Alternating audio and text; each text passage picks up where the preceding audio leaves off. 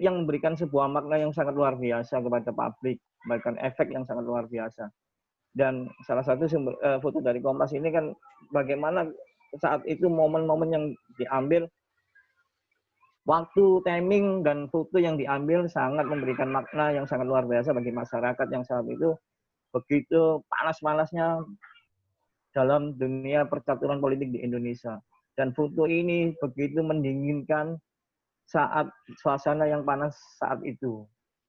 Nah, ini sangat luar biasa. Jadi fotografer dalam sekian detik mampu memberikan gambar yang tidak hanya dalam lapisan optik yang kita lihat, tapi juga dia memberikan orang bisa berpikir dan melihat makna yang ada di dalam foto itu tersebut. Itu, silakan Mas Agus.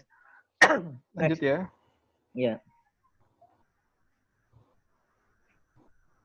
Nah, foto tadi sudah saya sampaikan bahwa sebuah foto dibaca bukan karena hurufnya, tapi bagaimana, yaitu tadi, siapa yang melihat tadi, subjek yang melihatnya siapa ini. Dan pemaknaan disitulah hadir, dunia yang hadir. Karena ini ya yang menarik bahwa kita menduniakan dunia, keberadaan dunia yang ada ini, pemaknaan itu adalah menduniakan dunia gitu. Itu sih. Next guys. Menduniakan dunia. Waduh, iya. Itu bahasanya berat sekali. Pasti Karena maknanya berada gitu kan. Okay. Kita semuanya berada gitu. Kan manusia kalau nggak ada, makhluk kan semuanya kan pada prinsipnya manusia itu kan ada. Sebelumnya kan nggak ada Mas Agus. Iya. Yeah. Kemudian ada. Nah ini keberadaan inilah yang jawaban dari sebuah makna gitu loh. Gitu. Next. Dan melihat foto adalah melihat dunia gitu loh. Artinya ketika kita sudah menghadirkan sebuah foto, kita menduniakan dunia itu sendiri Mas Agus. Next. Ya. Ya. Mengenai foto, ya itu tadi dipengaruhi kapan foto dilihat dan kapan foto itu diambil gitu. Artinya momen itu sangat relevan ketika seperti fotonya tadi Kompas, sumber Kompas ketika Hanifan mengajak Prabowo dan Presiden Jokowi untuk berangkulan untuk mendinginkan suasana ketika makna itu. Ketika makna itu sudah bergeser dan waktunya sudah berganti, maka makna itu pun akhirnya pun sudah berganti makna kan. Ketika Jokowi dan Prabowo sudah rekonsiliasi, sudah jadi menteri dan presiden. Jadi makna itu sudah tidak memanaskan jadi suatu pendinginan yang dianggap hal yang sudah berlalu dan biasa. Dan itu momen yang sangat luar biasa pada saat foto itu diambil. Contohnya saya juga mengambil sebuah foto. Next, bisa bawahnya Mas Agus? Ya. Nah, ketika saya mengambil fotonya Lee Yanming ini, ketika saya ngambil saat terjadinya kasus penodaan agama yang dilakukan oleh Basuki Cahayapurnama. Foto ini saya ambil, saya wawancara orang-orang keturunan Tionghoa, apakah mereka khawatir tragedi Mei 98 akan terjadi. Mereka mengatakan iya, saya khawatir, kekhawatiran itu terjadi pada mereka. Terjadi pembakaran dan sebagainya, kemudian ya terjadi kekerasan, pelecehan dan sebagainya, itu akan menimpa mereka lagi. Nah, ketika saya ambil momen itu, mungkin relevan foto saya ini.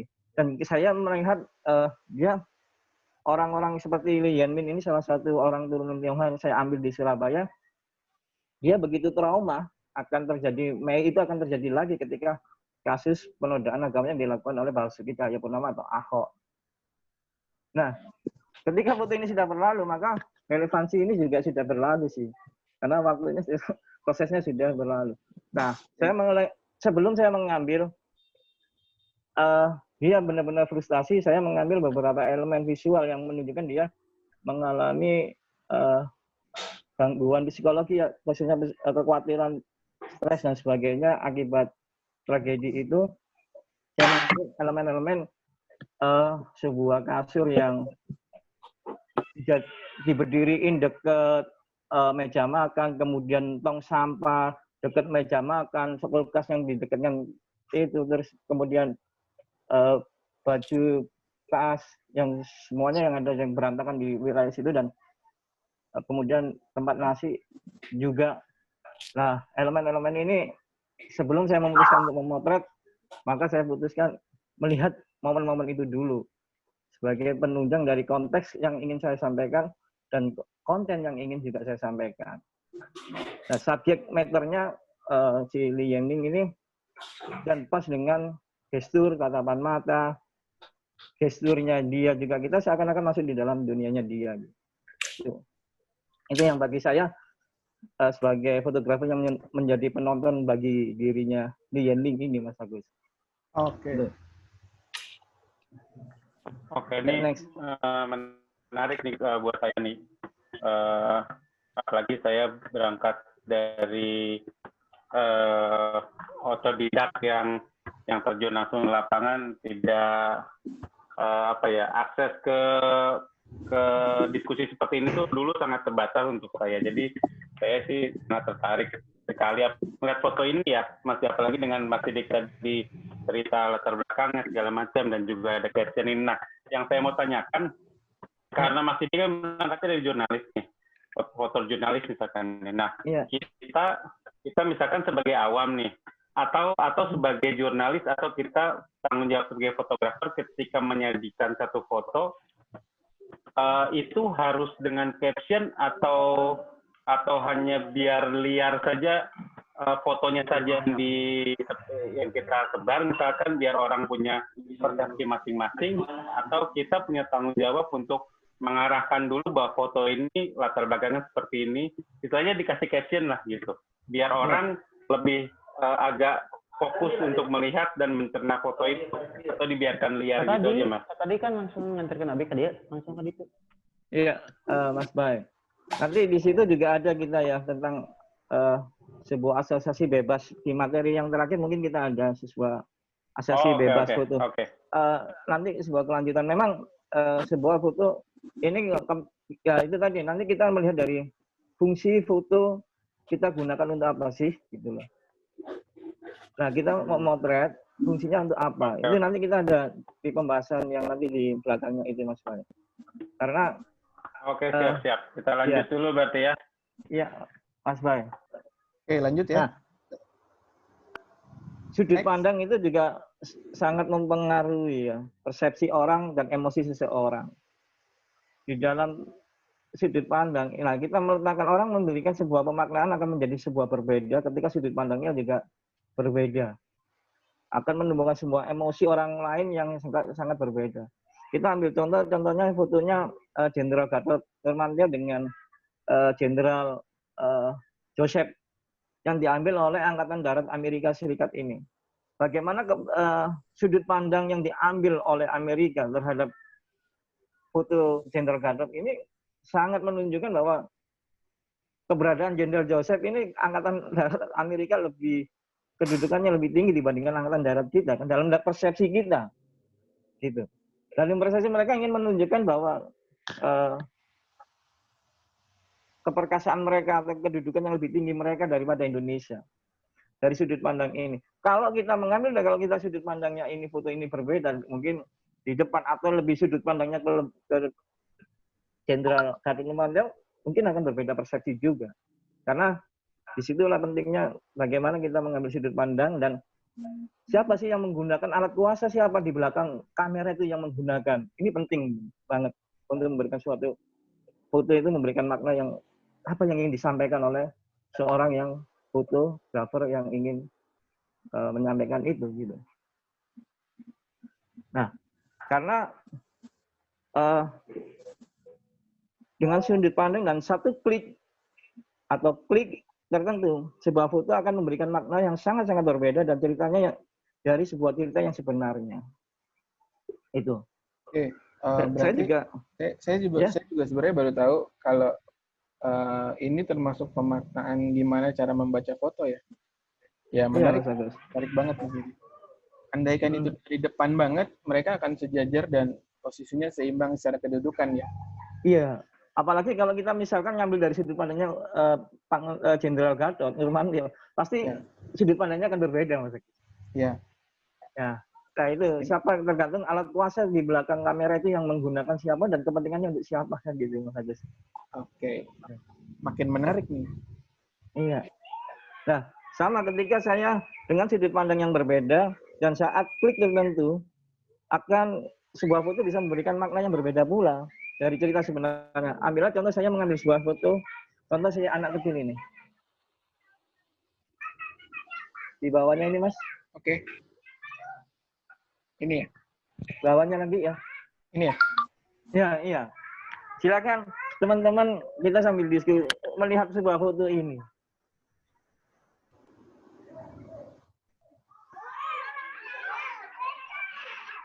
Apa yang terpikirkan dalam benak teman-teman? Yang mau coba komentar boleh angkat tangan. Iya. Atau tulis di chat juga bisa. Nah, atau tulis di chat. Boleh banget. Kalau saya sekilas langsung melihat gini, Iya. saya melihatnya sih ini anak kecil mau mencoba menyeberang ke sana gitu. Dengan Iya.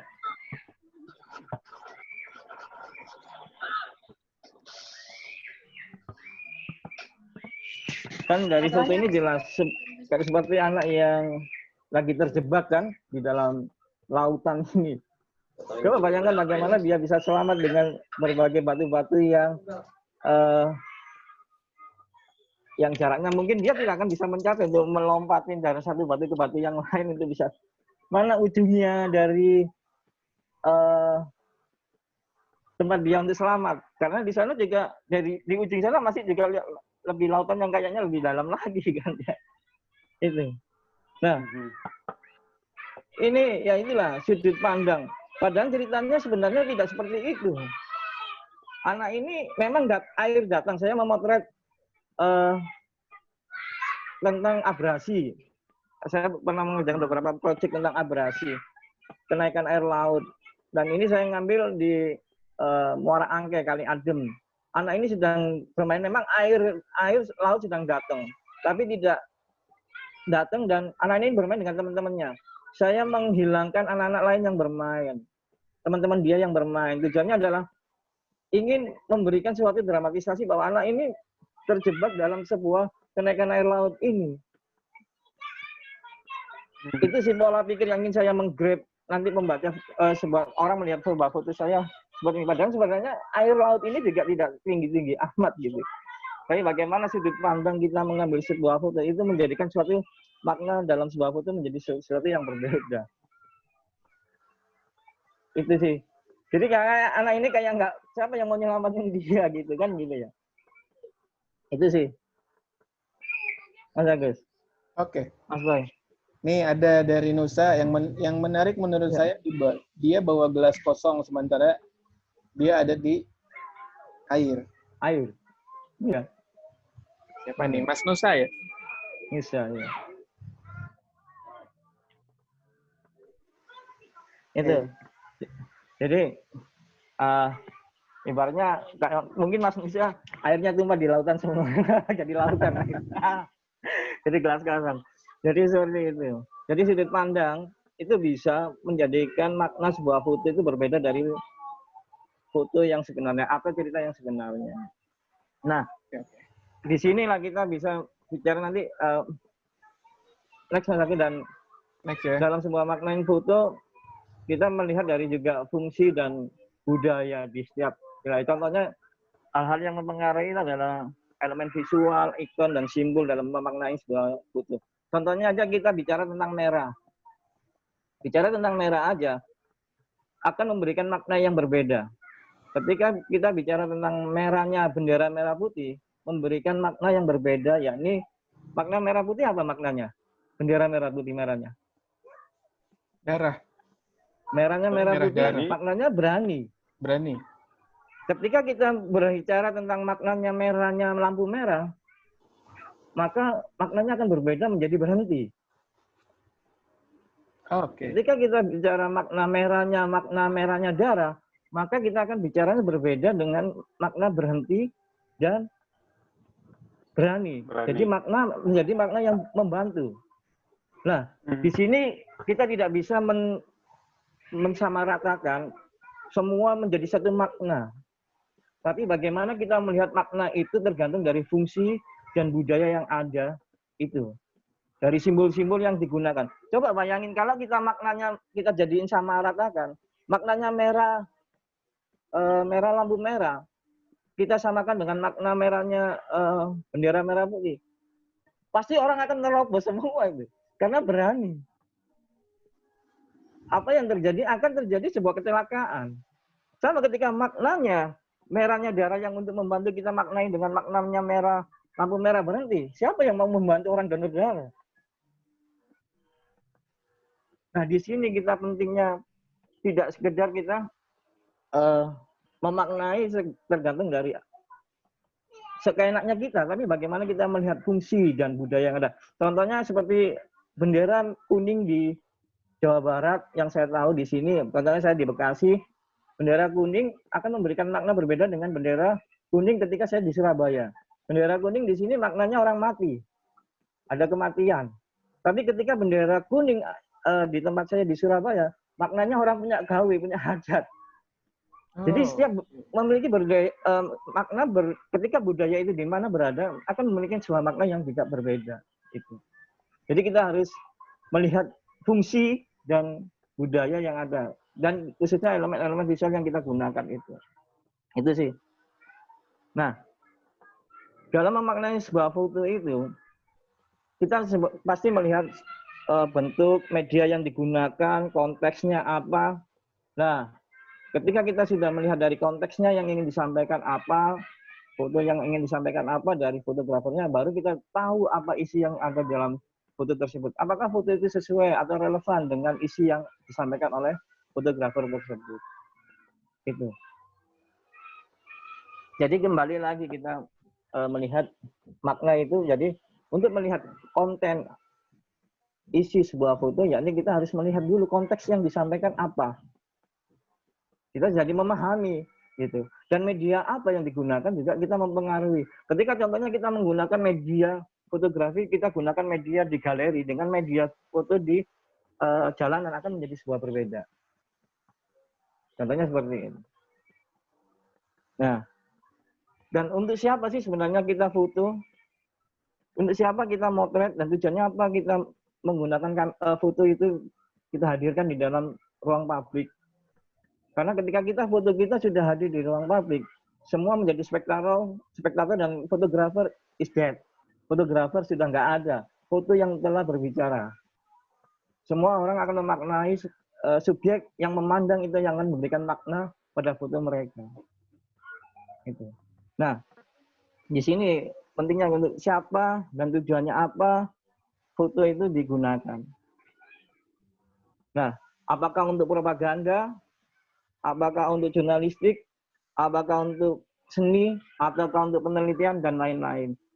Seperti ketika Julian Munich datang ke Indonesia, ditugaskan oleh orang-orang Batavia, tujuannya adalah untuk penelitian, fotografi untuk penelitian, tanaman dan sebagainya. Kemudian Kasian Cepas yang diangkat menjadi pegawai Hindia Belanda, pegawai negeri bagian dokumentasi yang mewakili mata eksotisnya orang-orang Belanda, memotret potret orang-orang kerajaan Mataram atau Yogyakarta. Nah, di sini pentingnya. Sama ketika Alex Mendur memotret ketika potret proklamasi kemerdekaan ditujukan untuk sebagai medium propaganda. Padahal Jepang belum mengakui kita proklamasi kemerdekaan, Belanda juga belum mengakui kita merdeka. Tapi dengan adanya propaganda foto dari Alex dan Fresh Mendur ini menjadi suatu propaganda bahwa menunjukkan kepada masyarakat Indonesia bahwa Indonesia telah merdeka, dan itu diyakini oleh masyarakat Indonesia. Di sinilah pentingnya sebuah propaganda. Dan propaganda yang baik, foto yang baik adalah sebuah propaganda yang baik. Itu. Nah, ketika kita menggunakan foto yang baik untuk propaganda, maka itu hasilnya akan menjadikan suatu propaganda yang baik. Sama ketika foto yang jelek akan menghasilkan sebuah propaganda yang jelek. Itu. Nah, foto-foto seperti itu. Seperti juga fotonya foto ini. Bagaimana propaganda? Sebuah propaganda foto digunakan. Maaf. Apa yang terjadi ketika masyarakat langsung mempercayai ini? Apa yang terjadi? Ramai. Benar nggak? Ini nggak? Seperti itu. Nah, seperti juga Yusuf Kras ketika memotret Lincoln, memotret apa? Yusuf Kras memotret Perdana Menteri Inggris ini. Tujuannya adalah untuk propaganda, dia untuk menghadapi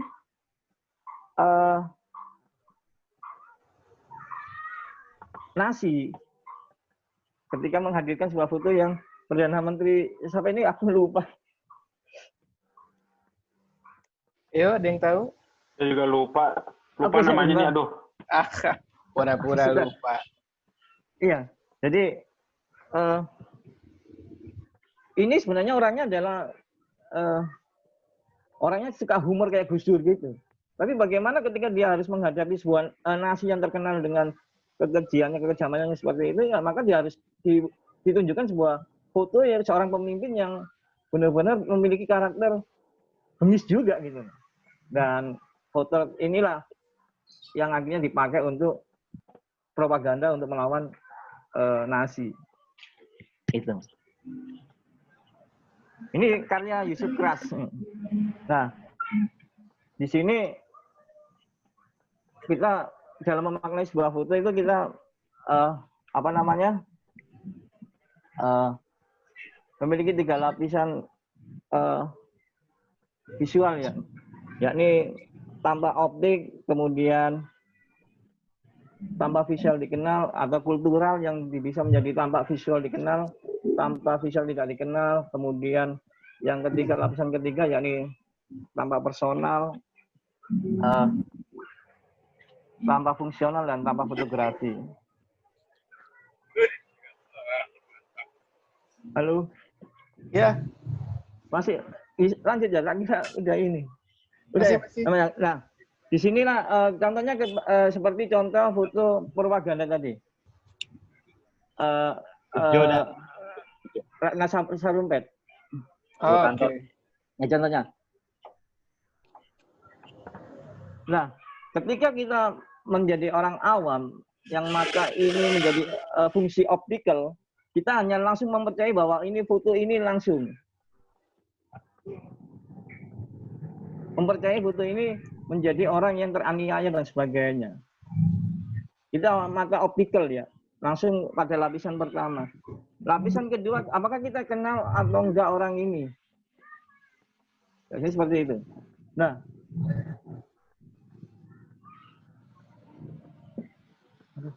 kok digelapin apanya ya? Saya nggak tahu.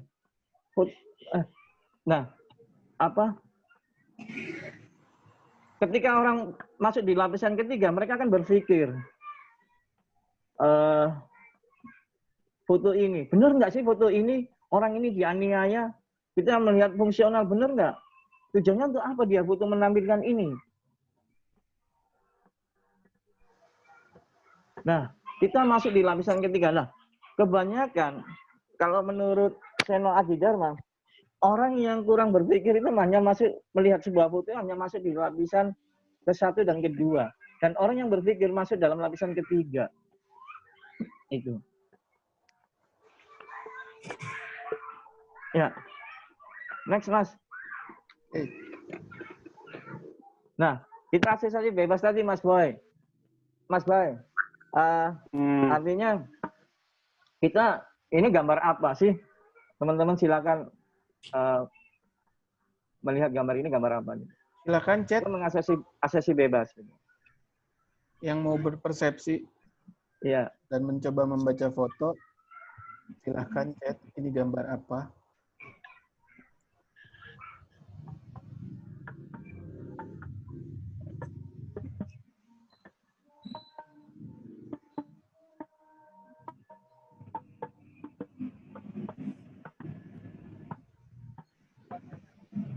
Ada yang bilang jok sepeda. Oh, tadi foto Perdana Menteri Inggris itu namanya Winston. Iya, Churchill. Ya. Winston Churchill. Ya, Winston Churchill. Stang sepeda dan jok sepeda. Kepala banteng. Ayo, siapa lagi yang mau membaca foto ini?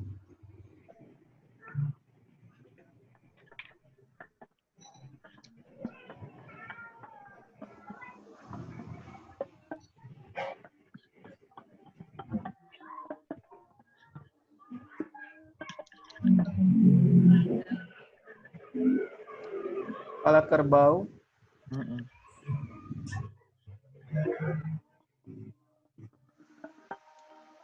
Tengkorak kepala kerbau. Ya.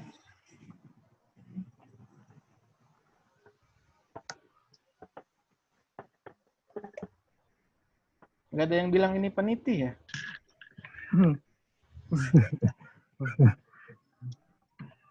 Silakan. Fosil ini fosil. Sip. Jok sepeda dan stang sepeda. Oke.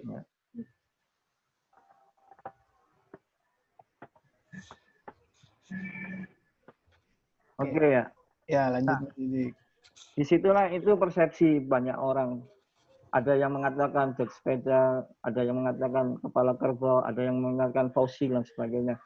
Nah, itulah bagaimana seseorang memaknai itu sesuai dengan kemampuan literasi dia, pengetahuan dia yang diperoleh, yang disimpan dalam sebuah memori. Nah, visual literasi teman-teman inilah yang secara tidak langsung dikeluarkan. Memori itu masih mengeluarkan bahwa dia melihat jok sepeda, karena kebiasaan mungkin dia melihat sepeda.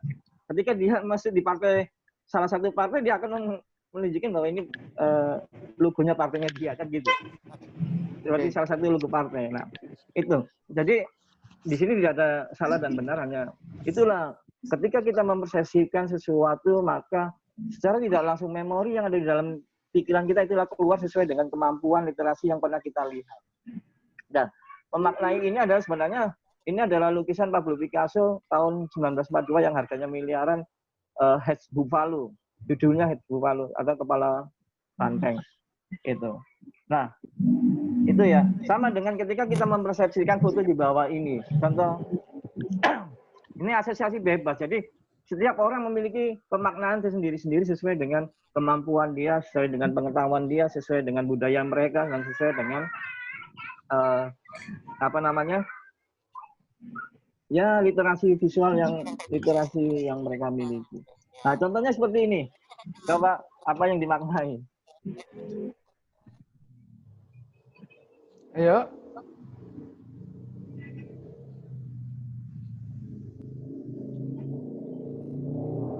Enggak, silakan teman-teman. Ayo, sebenarnya Ibu Presiden itu jabatannya lebih tinggi dari Presiden. Sehingga Presiden pun hormat.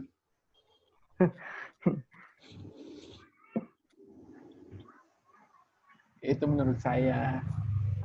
Saya ngelihatnya gitu. Ya. Ibunya negara, hormat sama mami.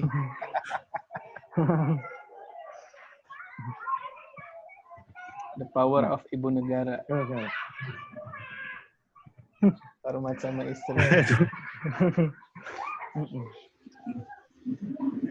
Ibu Pertiwi ini, Mas. Ibu Pertiwi. Bukan ibu kota ya? Bukan ibu kota. Presiden orang nomor 1 di dunia. Tapi sebenarnya dia nomor 2. Karena nomor 1-nya itu adalah istrinya. Pengertian hormat ditujukan kepada lawan yang berhadapan dengan presiden.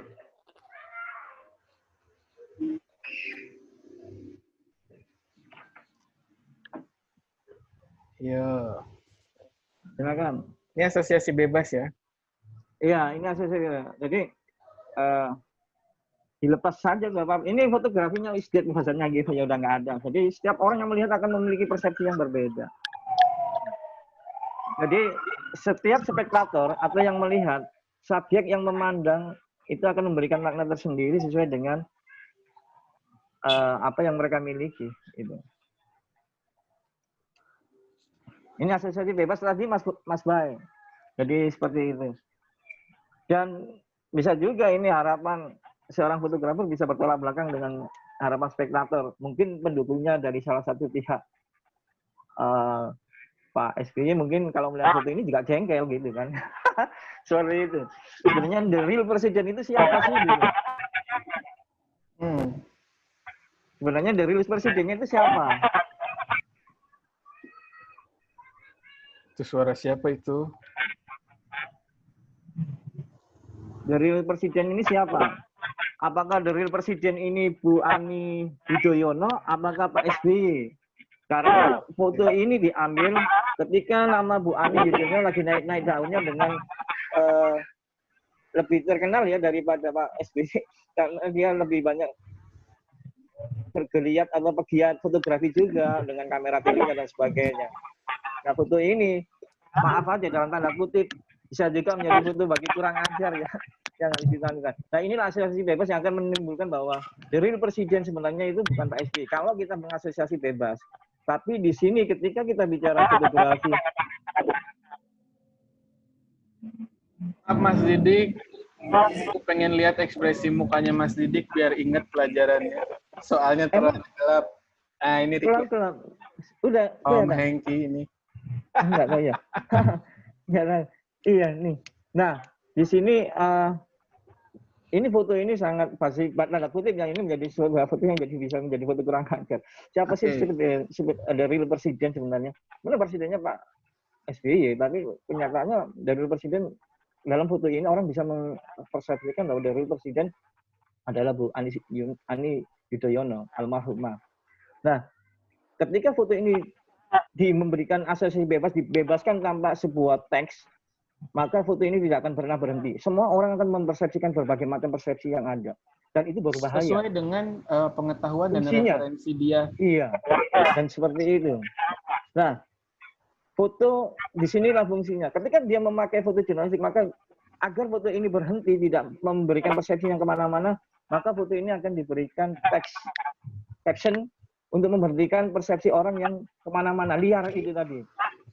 Sebenarnya ini adalah foto ketika Ibu Ani Yudhoyono mengikuti kunjungan Pak SBY dari kunjungan ke Singapura. Ini barusan tiba dari Halim Perdana Kusuma. Dari sudut pandang inilah, bagaimana sudut pandang itu sangat mempengaruhi dan sangat berbahaya ketika kita mengambil sebuah foto. Itu sih. Ya, ini ada banyak yang mencoba membaca pengertian hormat merujuk kepada sebuah pencapaian. Pencapaian itu adalah kedatangan, rasa hormat, toleransi. Definisi di balik pria yang sukses, ada wanita yang hebat di baliknya. Ini iya, itu kan asasi bebas, Mas Agus. Ya, ini wanita langsung setuju di bawahnya. Persepsi itu. Padahal dari real presidennya siapa kan gitu loh. Ya. Iya kan? Kita dalam bicara tentang konteks dan konten dalam sebuah ini gitu. Jadi kan sangat, ya itu tadi, ketika sebuah foto ini benar-benar diluncurkan bebas, tanpa ada kaitan teks atau caption yang untuk menghentikan persepsi itu, maka menjadi orang punya persepsi yang liar, berbagai macam persepsi yang bergulir ke masyarakat. Dan itu sangat, kalau kita bicara tentang fungsi foto tadi, kita bicara tentang foto jurnalistik, dan itu sangat berbahaya. Itu sih akan mempengaruhi banyak persepsi orang. Ternyata Pak SBY kalah sama Bu Ani gitu. Maaf ya dalam tanda kutip seperti itu, contohnya gitu. Pada kenyataannya ini yang berbahaya. Padahal ini real presiden adalah Pak SBY. Seakan-akan coba gestur Bu Ani tenang banget dengan maaf gestur tangan. Begitu orang ningrat banget kan? Kita melihat dari gestur tangan Bu Ani ningrat banget. Tatapan Bu Ani kemana? Ke Pak SBY. Ya hormat. Ini kita harus melihatnya dari aspek-aspek seperti itu. Gestur, bagaimana elemen-elemen yang ada di situ, karpet merah dan dihadirkan dengan merahnya dia juga, luar biasa. Dan ini sudut pandang yang menurut saya hanya dia yang ada di karpet merah.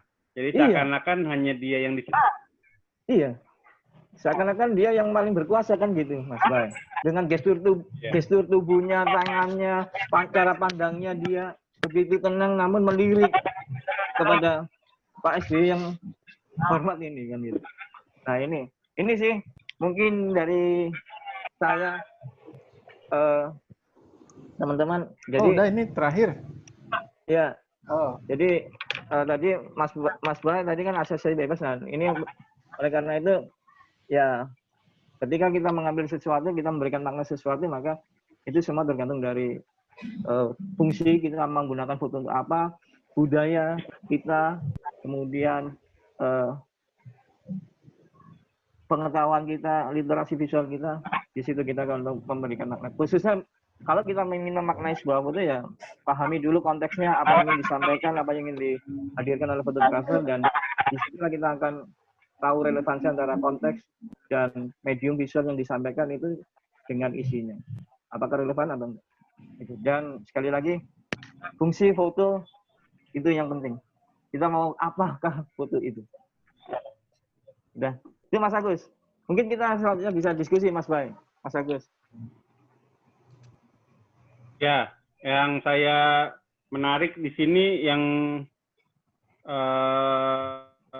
seperti saya bilang tadi bahwa ini fotografer nih punya tanggung jawab nggak sih untuk yang di asosiasi umum ini ya, asosiasi bebas ini punya tanggung jawab moral nggak untuk meluruskan apa yang terjadi, misalkan ada salah persepsi terhadap fotonya, misalkan ada yang menyalahgunakan fotonya, misalkan seperti Pak SBY dan Bu Ani ini kan mungkin sensitif ketika tadi Pak Didik bilang foto itu kalau dilihat di saat tertentu akan powernya mungkin akan beda ketika kita dilihat. Misalkan kita melihat foto ini sekarang mungkin beda dampaknya ketika ini saat foto itu dibuat kan, ketika ditampilkan. Nah, fotografer ini juga bagaimana tanggung jawabnya gitu maksudnya. Apakah dia harus memberikan caption atau tidak ada tanggung jawab itu sebenarnya?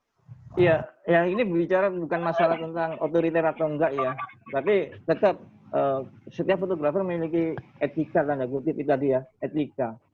Artinya apapun profesi kita namanya fotografer, etika itu tidak boleh lepas. Ketika kita sudah menyampaikan sesuatu informasi, maka lihatlah kepentingan orang banyak, bukan untuk kepentingan pribadi fotografer. Ketika kita bicara dan di masyarakat untuk kepentingan luas. Nah, di sini etika penting. Oleh karena itu, menghadirkan sebuah foto di dalam masyarakat, maka ini kepentingannya apa? Ini presiden loh. Kan gitu contohnya gitu. Kalau kita editor maka akan lebih cermat. Kenapa ini nggak bisa juga kalau editor yang lebih lepas dan sebagainya, ini nggak boleh lepas. Betul. Kalau misal zaman Pak Harto bisa di brandel ini. Maaf ya. Ini bukannya kita mengungkit-ungkit. Tapi di situlah pentingnya bagaimana kita harus menghargai seorang pemimpin juga. Etika kita sebagai fotografer juga menghargai seorang pemimpin yang ada. Ketika kita menghadirkan foto ini, maka persepsi masyarakat akan berbeda. Karena masyarakat itu biasanya hanya bisa melihat foto karena apa yang mereka lihat itulah mereka percayai. Ketika mereka sudah melihat, nah itu mereka percaya bahwa, ternyata ini, kalau ini misalkan nggak ada caption ya. Meskipun ada caption pun dengan hadirnya foto ini, maaf saja, dalam tanda kutip ini foto nakal gitu. Dan harusnya tidak boleh hadir di dalam sebuah unpublish harusnya. Ini harusnya foto ini unpublish, tapi foto ini tetap dipublish. Untung-untung ya nggak aman gitu. Itu sih Mas Bay. Tetap etika apapun semua profesi harus etika nomor 1 sih. Ya, saya juga setuju, makanya saya juga setuju itu. Oh iya, untuk yang mau nanya punya pertanyaan bisa langsung ditulis aja ya di kolom chat. Itu pertanyaan mengenai baca foto atau mengenai foto yang ada di presentasi ini. Ya Mas Agus mungkin kalau ada pertanyaan buat Kang Didik juga. Saya jadi apa ya?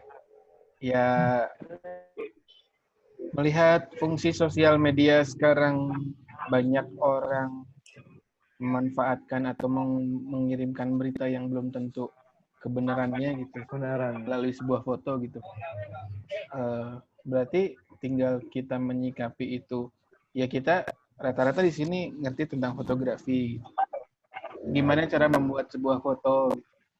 Artinya sepertinya kita akan lebih bijaksana untuk tidak menjudge terhadap situasi yang ada dalam sebuah foto itu. Contohnya mungkin banyak kita lihat di sosial media atau di Instagram tentang lahan parkir di basement atau parkir di yang sudah ditentukan oleh garis-garis gitu ya. Ada mobil, ada 3 lahan parkir, 3 garis lahan parkir gitu. Harusnya itu terisi oleh 3 mobil dengan jalur yang sudah disediakan gitu.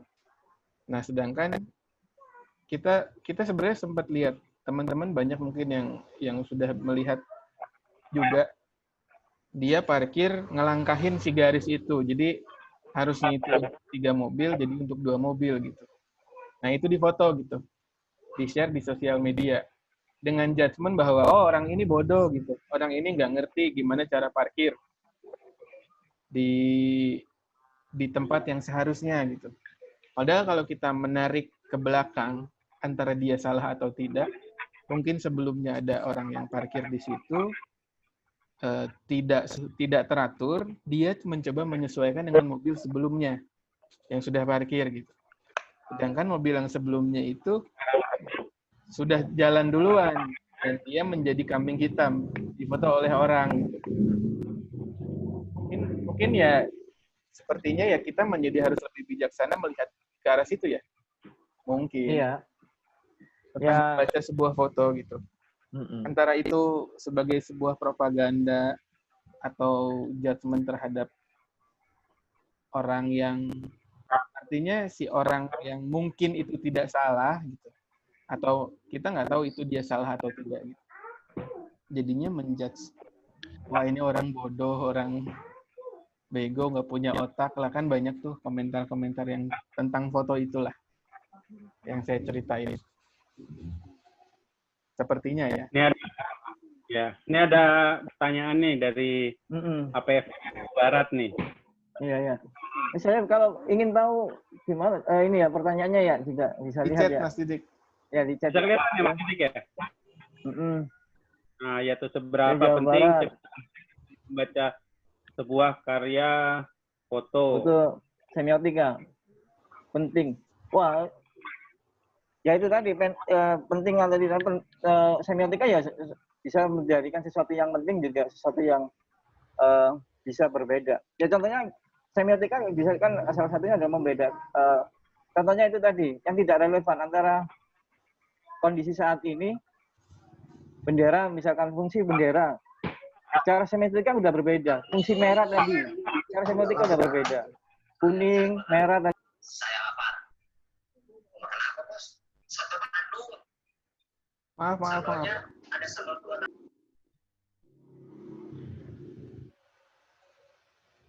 2. Didik, mic-nya mati. Sebentar. Oke.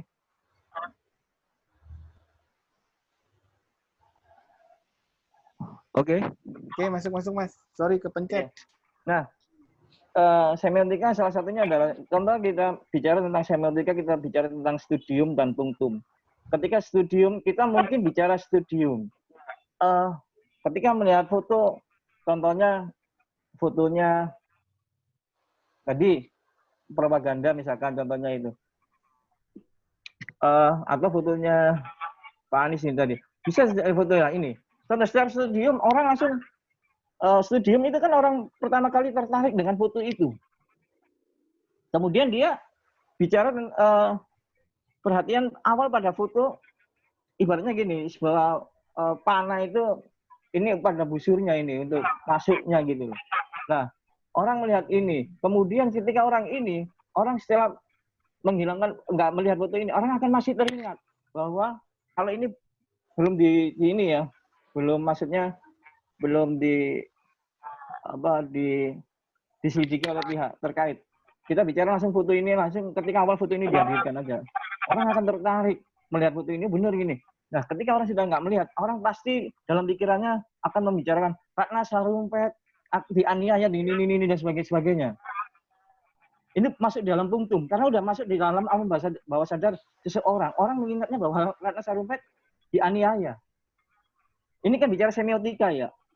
Nah, ketika ini sudah masuk dalam lidik, penyelidikan dan sebagainya, masuk dalam forensik, ternyata foto ini bohong. Jadi kembali lagi, kita bagaimana secara berpikir melihat ini kejujuran tentang hal-hal seperti ini. Semiotika tadi ya itu tadi orang melihat foto ini tertarik langsung, wah ramai membicarakan karena seperti orang terpana asmara itu tadi bicara studium orang awal melihat, kemudian dari melihat tertarik terbawa dalam alam bawah sadarnya, hatinya mulai jatuh cinta, menyimpan memori itu dan membicarakan kepada orang-orang, membawanya kemana, oh dia teringat. Itu menjadi pembelajaran semiotika sangat penting, semiotika dalam membaca sebuah foto tersebut, Mas Bay. Itu Mas. Kita bicara tentang studium dan punktum. Pertanyaan lagi nih dari Teh Nila. Ini sebenarnya pertanyaannya nyambung banget nih sama yang tadi sudah dijelasin Kang Didik, yaitu yang foto Picasso tadi. Jadi melihat foto itu kan biasanya gimana kita ke belakang ya, maksudnya kita kebiasaan ada yang jok sepeda tadi kita biasa. Nah, karena berbagai macam latar belakang itu yang berbeda-beda, ini ada pertanyaan yang bagus nih dari Teh Nila nih. Siapa yang dibolehkan membaca foto, kemudian untuk dianalisis dan dibedah secara mendalam? Terus apakah ada profesi tertentu gitu untuk itu? Apakah seperti jurnalis kan profesi tertentu? Nah, apakah ada profesi tertentu untuk itu gitu, untuk membaca foto atau membedah foto? Ya tidak harus jurnalis untuk bisa membaca, siapapun bisa. Malah kalau menjadi kuratorial di luar negeri malah bukan fotografer loh Mas. Di luar negeri itu orang menjadi kurator dan editor foto kebanyakan bukan orang fotografi. Karena dia itu disitulah subjektivitas ya hilang. Akhirnya tumbuh objektif. Dia tidak masalah senang atau tidak senang. Dislike and dislike. Tapi bagaimana dia melihat sebuah foto itu benar-benar secara objektif melihat dari kacamata masyarakat luas. Itu. Malah banyak psikolog loh kalau di luar negeri itu yang jadi kurator, editor itu. Karena memahami karena foto berkaitan dengan psikologi juga. Psikologi seseorang. Karena setiap apa yang kita hadirkan, kita tampilkan ke dalam masyarakat, orang melihat langsung mempercayai itu. Itulah yang berbahaya. Apa yang mereka lihat itu langsung dipercaya oleh masyarakat. Ini ya, makanya ketika kita harus menghadirkan sesuatu foto, maka hadirkanlah foto yang baik, karena foto yang baik adalah propaganda yang baik. Ketika melihat sesuatu yang ini, akhirnya kita di situ kita bagaimana cerdas membaca media sosial, men-share tidak sembarangan foto di media sosial, apa yang disampaikan tadi Mas Agis itu tadi. Itu Mas Bay. Jadi tidak harus siapapun bisa. Itu. Maaf Mas Bayu, tadi aku yang pakai akunnya. Oh tidak. Enggak, maksud aku gini, kalau jurnalis kan itu tadi bisa subjektif dan objektif ya Mas Didik. Gimana kalau kita yang awam gitu, caranya biar membaca foto itu nggak terus untuk analisis ya, itu nggak asumtif dan nggak judgmental gitu loh maksudnya. Jadi sejauh mana kita membaca foto untuk nggak menggiring yang membaca pembacaan kita yang kemudian jadi salah paham atas foto tersebut gitu. Ya, itu tadi ya, kembali lagi dalam membaca foto, siapapun bisa membaca foto, tidak harus jurnalis. Artinya itu tadi sesuai dengan kemampuan, kemampuan literasi visual dia, kemampuan dia dalam pengetahuan dia, budaya dia, ya kan? Itu yang juga memberikan pemaknaan yang berbeda. Contohnya tadi loh, kita bendera merah, bendera kuning. Ketika saya memaknai di Surabaya, itu menjadi sebuah bendera yang digunakan untuk orang punya apa namanya?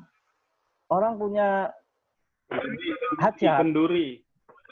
Nah, ketika orang di Jawa Barat punya makna yang berbeda, ketika bendera kuning, maka maknanya orang meninggal dunia, gitu, kesusahan gitu loh.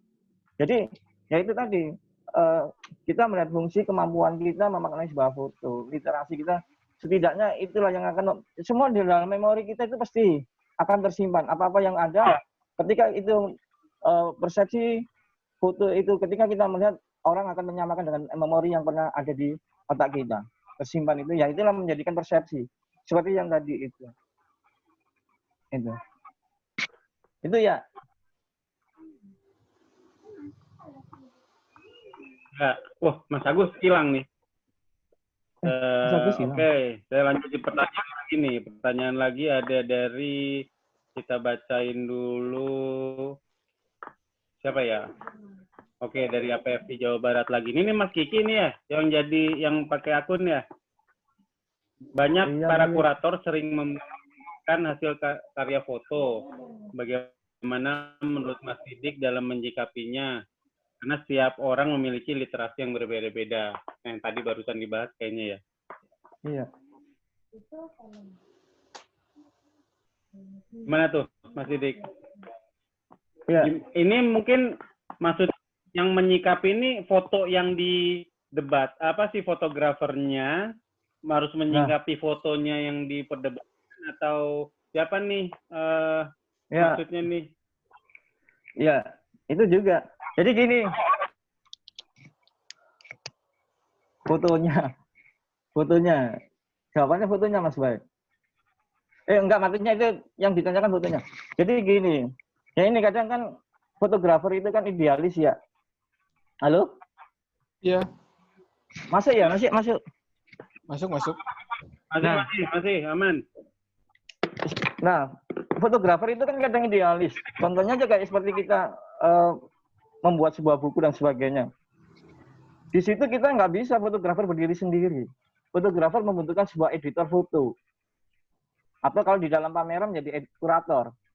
Nah, fotografer idealis. Wah, saya udah liputan jauh-jauh, biaya banyak, foto ini lebih bagus hari itu. Tapi ketika foto itu disekuen, diatur dalam alur plot, naik turunnya cerita, tidak masuk, maka seorang fotografer maka fotonya harus lewat di degradasi. Karena di dalam sebuah alur cerita, editor lebih paham daripada fotografer itu sendiri. Makanya kurator itu, ya itu tadi loh, ibaratnya gini, kita butuh partner untuk diskusi dengan, tujuannya jadi editor, desainer, ideal, kita bicara tentang diskusi itu tadi. Karena nggak ada idealis, wah aku udah fotografer jauh-jauh ya gitu Mas Bay. Mungkin yang disampaikan oleh Mas Kiki bisa terjawab dengan itu. Karena kadang kan idealis fotografer kan seperti itu, fotonya bagus. Kenapa foto yang ini kurang bagus menurut fotografernya, tapi menurut mata editor beda. Itu sih. Nah itulah pentingnya editor. Banyak terjadi tuh Mas. Banyak terjadi di wedding fotografi tuh biasanya. Nah kayak, itu. wah gue udah foto bagus-bagus dan dipilih sama klien, kenapa yang ini gitu. Nah ya itu mungkin kan. Seperti itu kan. Iya itu. Karena gini mata setiap dia itu idealis fotografer ketika kita berhadapan dengan sesuatu yang berbeda, kita harus meletakkan idealis kita. Kita harus melihat kepentingan orang yang lebih jauh. Karena mata orang berbeda dengan mata fotografer. Gitu. Oke, terima kasih. Nah, kita lanjut ke ada Mas Roni Katabal. Ya. Dalam membaca sebuah foto, apa poin yang harus kita perhatikan? Perasaan tadi udah ada poin khusus nggak? Tadi kan udah disampaikan ya untuk membaca sebuah foto itu. Poin-poinnya kan tadi kita bagaimana memahami tentang konteks yang disampaikan oleh fotografer sesuai nggak dengan isi foto yang disampaikan, konteksnya, subjek yang ingin disampaikan, bentuknya, itu sesuai nggak dengan konten isi yang disampaikan gitu. Jadi kalau nggak sampai ya termasuk pesannya kan nggak sampai itu Mas Bay, gitu. Tadi kan sudah disampaikan ya subjek foto, bentuk, media yang digunakan konteks itu kan kita sama dengan melihat isi sebuah foto atau konten sebuah foto gitu. Itu Bang Roni. Siap Mas. Iya.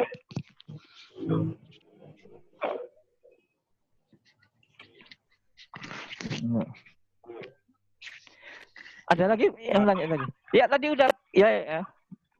Ada banyak nih Mas. Oh gitu ya. Semakin sering masyarakat mudah mendapat informasi, foto adalah salah satu media yang sering menjadi bahan untuk pemberitaan. Seorang jurnalis resmi Apa upaya yang bisa dilakukan karena banyak orang mengaku sebagai media, namun tidak resmi dan tidak memiliki legalitas, apalagi wawasan etika profesi tidak memiliki juga. Semakin sering masyarakat mudah mendapat informasi, foto adalah salah satu media sering. Ya ini.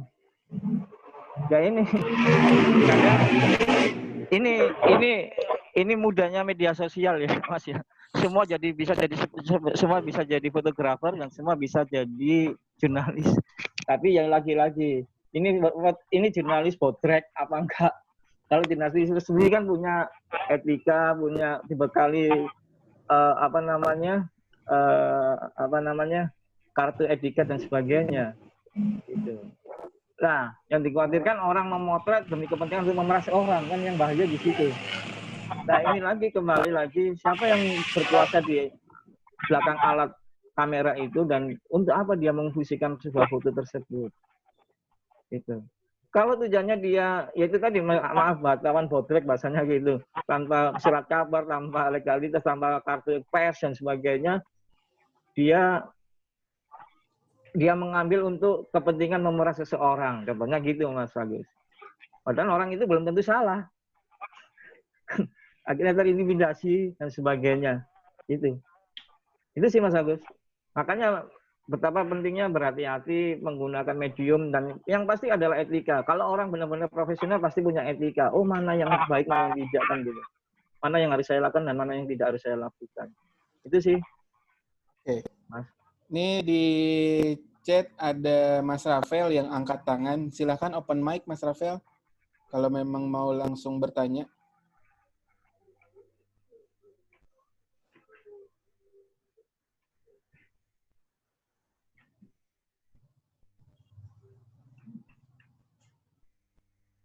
Apakah kira-kira seorang foto profesional? Atau lanjut dulu nih di bawahnya. Ini ada ini ya.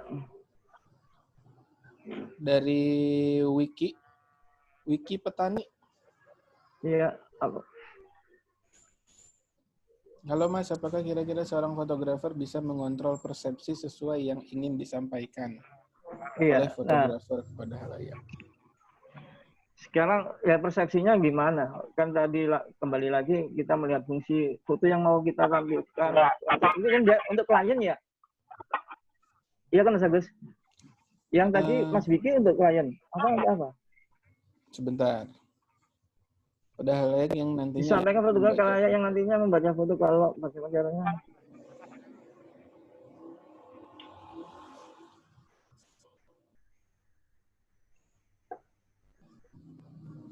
Ya, kalau fotografer persepsinya jelas persepsi subjektif ya. Sesuai dengan cara pandang dia.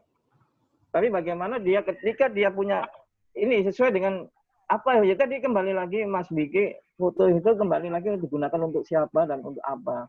Kalau untuk klien maka persepsi fotografer maka harus disesuaikan dengan job desk dia di dalam pekerjaan dia gitu. Kalau dia mungkin untuk untuk kepentingan jurnalistik, maka dia harus melihatnya secara objektif. Tidak boleh dari sudut pandang personal fotografer dan sebagainya. Gitu.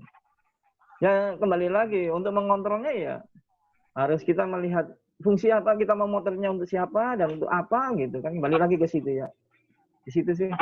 Agar persepsi yang dibangun proyek apa yang hendak dilakukan ya di situ sih. Gitu. Oke, berarti pertanyaan Mas Vicky itu cukup terjawab kali ya. Yang mengontrol persepsi yang ingin disampaikan fotografer itu kita harus melihat dulu siapa, untuk apa foto itu dibuat, dan untuk siapa foto itu dibuat. Baru poin-poin itu akan terjelaskan secara semestinya ya. Karena masing-masing kebutuhan itu beda-beda ya. Iya, itu Mas. Sesuai kebutuhan berbeda-beda.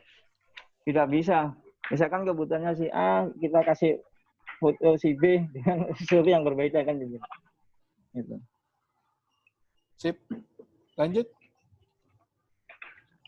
Dari Tia, sejauh mana caption dapat digunakan untuk menggiring persepsi visual dalam membaca foto? Ya, sebenarnya caption itu kan untuk menghentikan. Caption itu sebenarnya untuk menghentikan persepsi seseorang ketika di foto itu di luar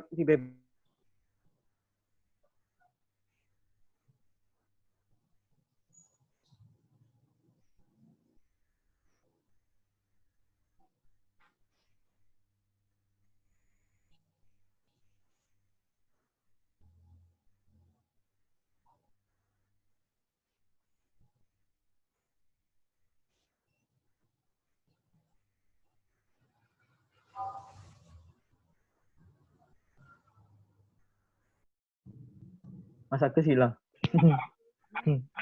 Ada. Maaf, nggak tahu. Tadi hilang. Silakan lanjut.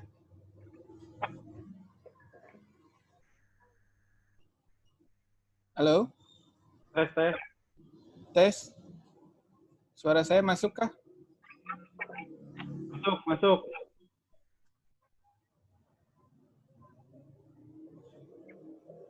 Agus, bisa dengar nggak? Ya, masuk. Ada. Masuk ya? Masuk, Mas Didik. Tadi Ya, keputus. ada lagi yang mau bertanya?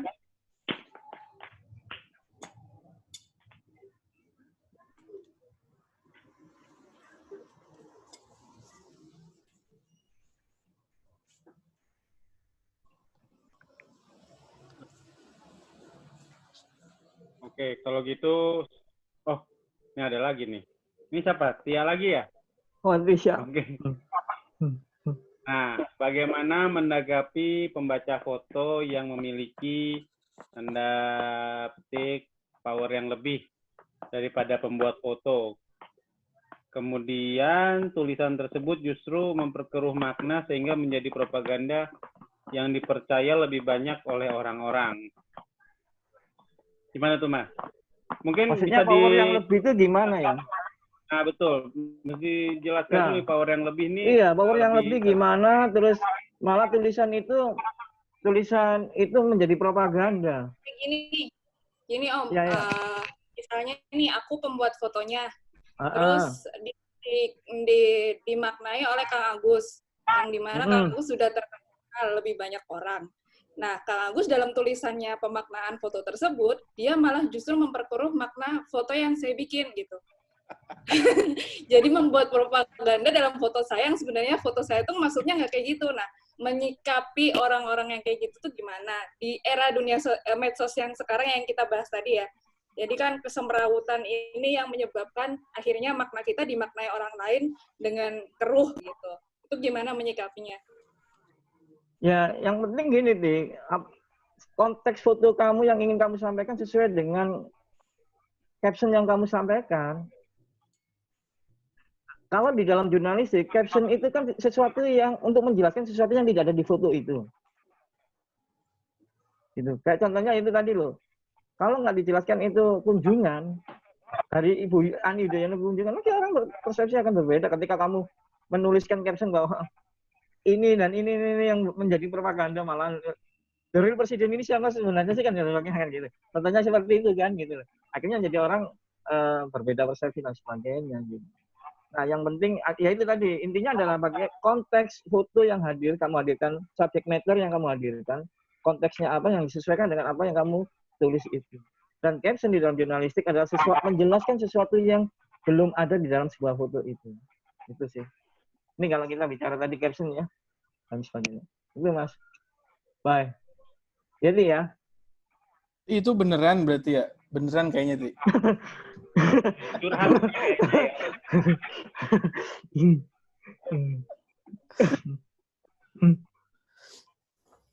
Ya, yang lain silakan. Maksud aku gini, sebagai pembuat foto kita juga harus berhati-hati dalam caption, dalam memaknai foto kita juga berhati-hati dalam pemaknaan tersebut gitu maksudku. Itu kan ya? Ya itu memaknai kan gini, orang dalam melihat memaknai sebuah foto itu pasti dia kan ini para penglihat ya, spektator ya. spektator, penglihat, dia akan melihat, menyesuaikan apa yang kamu sampaikan dengan fotomu itu relevan enggak. Gitu. Ketika itu relevan, maka dia akan, oh ya. Tapi ketika nggak relevan, maka dia akan memberikan suatu kritisi atau masukan. Wacana kritis bahasanya gitu ya. Di situ. Itu sih. Jadi, untuk melihat sebuah makna adalah melihat itu. Dan yang pasti orang memaknai, ya itu tadi. Kenapa butuh editor, kuratorial? Karena dia melihatnya secara objektif. Beda dengan fotografer. Fotografer pasti subjektif dirinya sendiri. Fotoku apik sendiri, gitu kan. Contohnya gitu kan sih. Wah, yang jos gitu. Tapi ketika orang melihatnya berbeda, matanya juga berbeda dan sebagainya. Contohnya misalkan di klien, wah, susah-susah fotografer nyolek-nyolek dan sebagainya. Tapi kliennya ingin mintanya yang lebih simpel, contohnya gitu. Wah, kok simpel sih, Bu? Dan sebagainya. Padahal ini kan, padahal dia seneng kan gitu loh. Kan kita nggak bisa memaksakan seperti itu juga kan gitu. Karena cara pandang sesuai dengan pengalaman, pengetahuan dia dan sebagainya. Gitu. Itu Mas. Nah, Kang Didik, mengenai editor ini menarik juga nih. Buat dari saya ini pertanyaannya, editor ini kan bertugas membaca foto berarti ya? Seperti tadi yang Kang Didik Iya, bisa membaca, kalau... bisa mengurutkan foto dan sebagainya gitu. Nah, kalau itu belajarnya gimana, Mas? Itu pengalaman seperti kita belajar aja secara naluri kan, karena banyak seringkali udah ya khususnya literasi ya Mas Ba ya, membaca-baca foto, buku-buku foto luar negeri dan sebagainya, foto buku foto orang Indonesia dan sebagainya, literasi itu juga secara nggak langsung kita juga bicara belajar fotografi, kita tidak hanya bicara tentang fotografi, tapi kita bicara dengan ilmu-ilmu yang lain, contohnya ilmu sosial, antropologi, sosiologi dan sebagainya. Dan itu yang akan mempengaruhi literasi kita melihat sesuatu yang lebih kompleks, yang lebih luas, tidak sempit pada hanya sekedar foto. Karena foto itu kan kita tidak hanya bicara tentang dampak visual, tapi kan juga kita bicara dampak sosialnya. Ketika foto kita dihadirkan ke dalam masyarakat, maka yang dihadirkan tidak hanya dampak visual, tapi juga dampak sosial. Apa sih efek ketika kita habis menghadirkan foto tersebut gitu kepada masyarakat? Karena seperti itu. Nah, itu pentingnya Mas Boy. Jadi tidak sekedar orang editor foto itu malah dia juga bicara masalah psikologis dan sebagainya, karena foto juga mempengaruhi psikologi seseorang. Itu. Jadi belajar fotografi tidak hanya, sebenarnya belajar fotografi tidak hanya belajar tentang kita bicara tentang teknis fotografi saja, bicara tentang alat-alat saja, tapi bagaimana kita memperdalam keilmuan kita juga bicara tentang sosiologi, antropologi dan sebagainya. Karena contohnya kita bicara Alex Webb dan sebagainya, atau Salgado, dia bicaranya malah bukan tentang fotografi. Salgado belajar antropologi, sosiologi malah itu. Jadi ketika kita bicara tentang itu, kita akan tahu keberadaan masyarakat dan sebagainya. Oh, bagaimana merasakan itu yang ada di masyarakat itu. Itu sih Mas Bay. Ya, oke. Sip. Gimana Tia? Kok Tia lagi. Balik ke Ya, ada pertanyaan lain? Teman-teman yang lain? Mau nulis di chat atau mau open mic, silahkan. Mumpung masih banyak wawasan.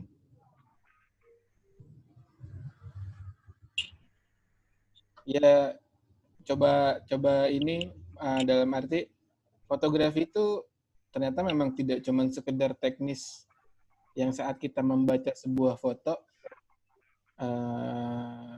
yang kita baca nggak cuma teknis gitu ya. Oh, ini arah cahayanya dari sini, ini 3 lighting dari segi teknis ya. Oh, ini speednya sekian, durasinya, diafragmanya sekian gitu. Ada sesuatu yang lebih menarik dan lebih dalam yang bisa dikupas dalam sebuah foto. Hal-hal non teknis yang ini menjadi sebuah pelajaran baru bagi kita semua sepertinya ya, tentang itu gitu, pemaknaan, simbol, icon tadi, apalagi ya? Elemen visual. Visual. Itu semua diperhatikan sekali. Ayo, ada lagi? Ya. Ada yang kayaknya Kenapa? yang angkat tangan. Oh, Rafael. Mas Rafael, silakan Vicky open Petani. mic. Mau bertanya? Openin aja.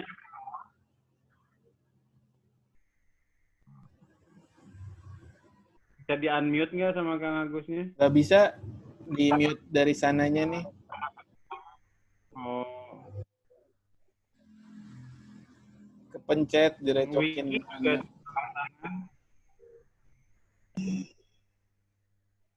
Ada pertanyaan lain? Silahkan. Yang mau coba open mic?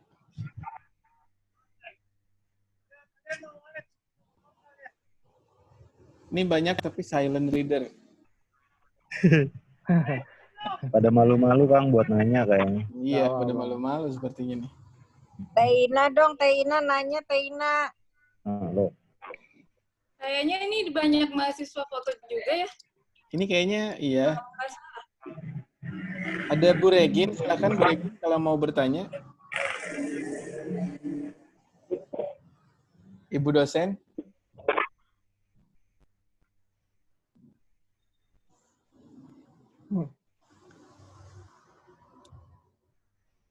Ini sepertinya para mahasiswanya nih.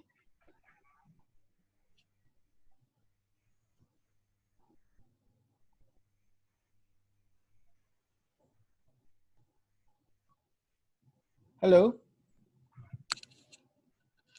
Suara saya ada kah? Ada Kang, ya. ada. Ada pertanyaan lagi dari Mas Kiki tuh kayaknya. Nah, tuh. Dalam membaca foto, kita mengenal segitiga tanda. Representasmen, objek, interpretan, di mana kita mengkombinasikan ketiganya tersebut dalam membaca karya, Mas. Ya sebenarnya kan tadi udah dijelasin. Itu tadi yang tadi udah disampaikan ke dia. Ketika kita membaca sebuah foto kan kita harus mengamati dulu subjek matternya apa, kemudian konteks yang disampaikan apa, relevan nggak dengan isi yang ingin disampaikan. Ketika tiga hal tadi sudah relevan, maka ya mana foto yang ingin disampaikan oleh fotografernya tersampaikan dengan baik gitu Mas. Itu. Begitu Bang Kiki. Jadi untuk persepsi kembali lagi bahwa macam-macam untuk membaca sebuah foto melalui pendekatan psikologi, pendekatan sosial, pendekatan di luar pendekatan budaya, culture, pendekatan yang lain bisa. Gitu. Jadi kita bagaimana ingin melihat konteks yang ingin disampaikan apa sih gitu. Subjek matternya apa dan konteks yang disampaikan apa, baru kita bisa tahu isi dari menyesuaikan dengan konten yang ada dari itu gitu. Itu sih Bang Kiki. Dan sekali lagi ya melihat membaca sebuah foto kita bisa melihatnya dari nggak hanya dari segi fotografis ya, teknisnya, tapi bagaimana kita juga dari segi keilmuan yang lain ya, contohnya antropologi, sosiologi, bisa juga politik, budaya, kan gitu. Enggak.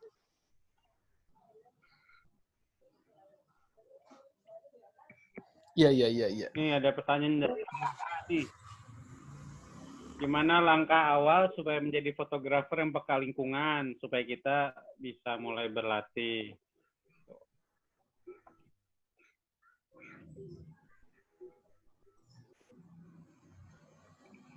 Ya, untuk peka lingkungan namanya fotografer kan sebenarnya yaitu tadi, ketika kita peka lingkungan maka kita bicara sosiologi kan, sosial. Nah, seorang fotografer jelasnya kan tidak mungkin ketika kita berkunjung ke suatu tempat, di tempat yang lebih, misalkan tempat orang yang ingin kita potret dengan sosial yang, maaf, tanda kutip, contohnya kita memotret sosial tentang abrasi kalau seperti saya memotret itu. Saya nggak mungkin langsung memotret. Tapi bagaimana saya datang, kula nuwun, permisi, tanya-tanya dulu bagaimana interview, meriset, sejauh mana ini melakukan pendekatan secara personal kepada masyarakat. Ketika kita sudah dekat dengan masyarakat, maka barulah kita memutuskan untuk menekan shutter kita. Kalau kita tiba-tiba langsung menjebret ya kita berbeda nanti hasilnya. Karena ini bicara tentang kita sosial, kan kita paling tidak tahu cerita mereka. Kita merasakan mereka juga. Jadi apa yang nanti kita hasilkan ya juga kita juga hadir di situ, fotografer hadir di situ juga. Artinya kita sebagai spektator, fotografer, sebagai penonton dunia visual juga kita menjadi hadir di dalam seperti itu. Jadi tidak ada jarak gitu loh. Artinya tidak jarak antara subjek yang kita foto dengan kita. Gitu. Jadi ada kedekatan antara fotografer dan orang yang hendak kita potret. Ini yang penting sebenarnya ya, kalau kita bicara tentang sosial ataupun apapun kita potret apapun, pendekatan personal approach itu penting. Karena kita untuk menghasilkan sesuatu yang lebih natural kan. Gitu. Meskipun dalam potret project ya kita juga setting nggak masalah. Tapi ketika setting yang kita itu lebih natural.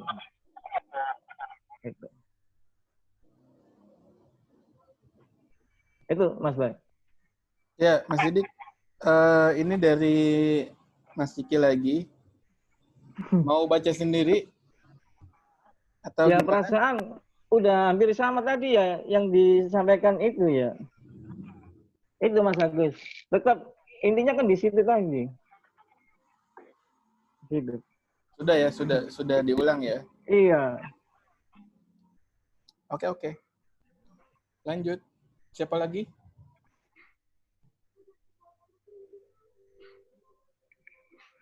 Oh ya, ini dari Bunda. Aku masih boleh nanya lagi. Seberapa pengaruh membaca foto orang lain untuk melatih ability pembuatan foto? Wah, itu penting, Bun. Ini Bunda bener yang tanya apa? Tia ini. Kalau menurut aku itu penting. Ya itulah namanya kita ini. Foto itu sebenarnya adalah pengulangan, repetisi. Ketika kita bagaimana kita menjadi seorang fotografer merekam sebuah cerita, tapi kita nggak punya referensi, tidak pernah melihat foto orang lain, tidak melihat lukisan, tidak melihat buku cerita dan sebagainya, bagaimana kita punya referensi visual? Karena visual adalah repetisi, kita mengulang tapi dengan cara kita. Kan gitu. Apa yang kita lakukan bertahun-tahun, fotografer siapapun di dunia ini adalah melakukan repetisi, pengulangan. Dari apa yang pernah kita lihat. Semuanya kita melihat. Tanpa disadari, itu yang pernah kita lihat. Nggak mungkin, oh ini foto saya jegrek. Oh foto saya nggak ada orang lain yang gini. Nggak mungkin. Karena itu adalah pengulangan yang pernah kita lihat, yang tersimpan dalam memori. Ketika kita sudah melakukan sesuatu, maka kita harus secara tidak langsung, alam bawah sadar, intuisi itu memunculkan itu. Nah itu penting. Kalau kita sama dengan gini, kita mau menulis sesuatu, belajar menulis, tapi kita nggak pernah membaca. Bagaimana kita bisa menulis? Ya kan? Sama ketika kita bicara tentang fotografi, maka ya setidaknya kita juga belajar tentang membaca sebuah foto. Untuk referensi kita, untuk pengetahuan kita. Jadi, ya itulah visual literasi kita sebenarnya. Pembacaan-bacaan makna itu baik simatik dan sebagainya.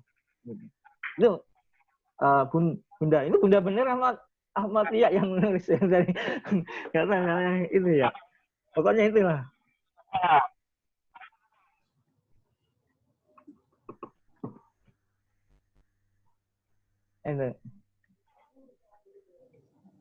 Ini enggak ada yang berarti pengalaman seseorang tentang pengetahuan di luar fotografi ya. Ini bidang keilmuan lain itu sangat juga menunjang orang untuk baca foto yang 3 lapisan tadi ya Mas ya.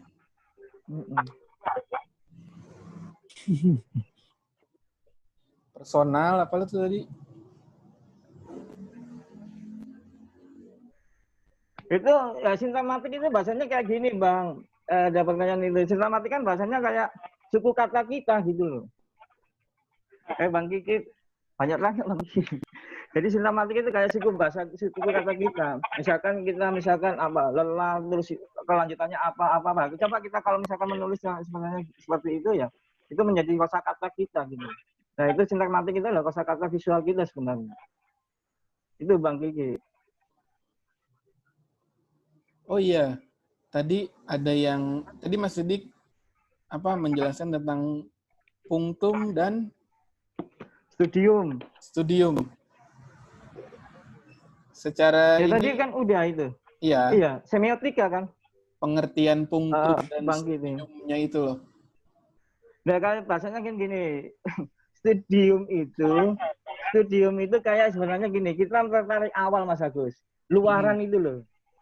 Ibaratnya busur panah itu busur panahnya. Kalau punktum itu sudah masuk di dalam alam bawah sadar. Ibaratnya orang cinta itu tertarik fisiknya dulu. Baru kemudian panah asmaranya itu masuk di dalam relung hatinya. Itu. Jadi ketika dia udah menutup mata pun masih ingat dia gitu loh. Itu sih analoginya seperti itu. Oke. Jadi punktum itu sesuatu yang terbawa di dalam alam bawah, yang tersimpan di dalam bawah sadar mereka gitu.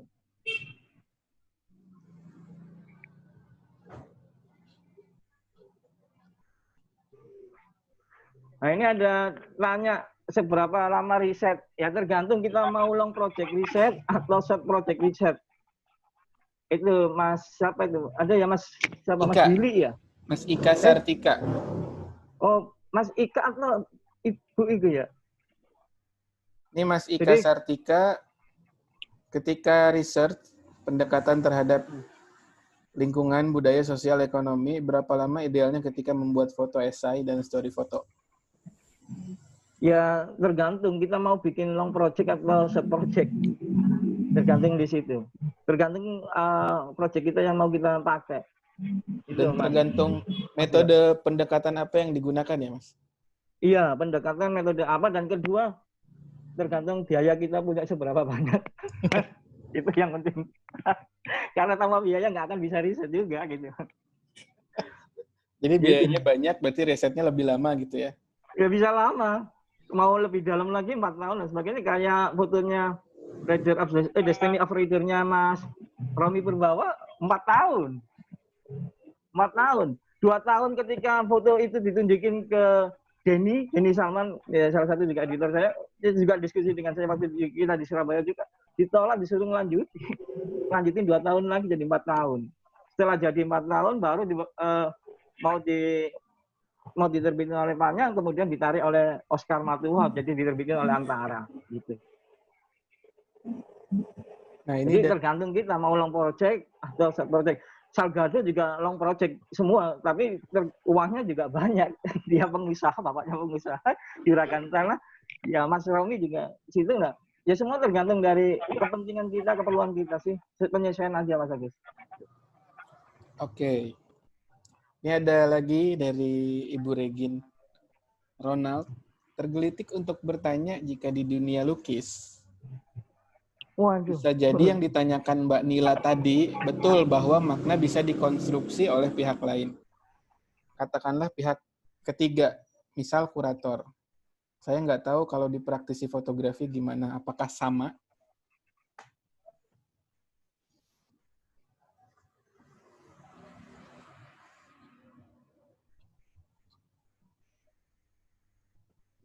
Ya bisa juga.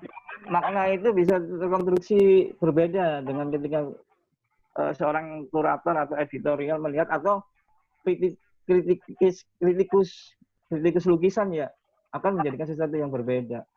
Sebuah gambar akan tergantung dari kritisnya juga. Ketika kritikusnya juga berkaitan untuk menaikkan grade lukisannya, juga akan menjadi nilai yang lebih tinggi. Jadi ketika kritikusnya juga melihat sesuatu yang berbeda, juga bisa menurunkan harga lukisan itu juga gitu. Jadi semua tergantung juga, bisa tergantung dari kritikus foto atau kritikus lukisan gitu. Jadi ini melebar dari foto sampai ke lukisan ini ya Mas Agus. Ini ya. Jadi hampir semuanya tidak semuanya bersama kok. Siapa sih kritikus di balik itu semua juga gitu. Baik kritikus foto maupun kritikus lukisan gitu. Sebuah karya lukisan akan bernilai tinggi ketika kritikus itu memaknai sebuah karya itu juga bermakna tinggi gitu. Artinya sebuah karya itu akan tidak bermakna jika kritikus itu ketika memberikan makna yang berbeda. Di dunia lukis juga sama berarti ya dengan dunia fotografi gitu. Iya, hampir sama gitu. Mediumnya aja yang berbeda kan ya. Kuas sama optik kan gitu ya. Mediumnya kuas sama optik gitu. Fotografi bukannya melukis juga ya? Melukis dengan cahaya, tapi kan yang digunakan optik. Yang ini menggunakan puas. Puas ya. ini. Oke. Ayo. Nah, aku masuk ya, Kang? Ya. Maksud aku gitu, Om Didik. Maksudnya orang kritikus tersebut itu kan lebih punya power untuk mempengaruhi masyarakat. Nah, foto itu sudah terjadi dalam tanda kutip tuduhan gitu. Nah, menyikapi orang yang mengkritik dengan seperti itu tuh gimana gitu?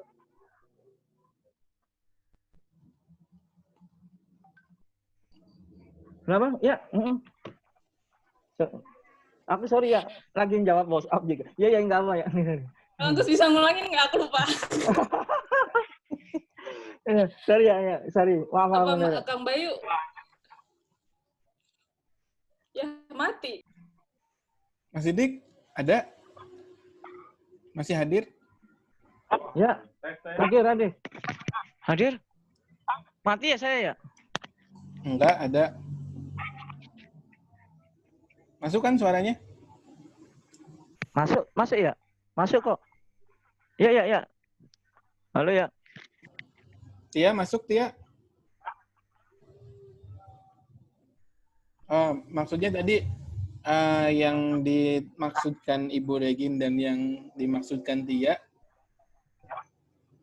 itu mungkin sama karena kayak apa?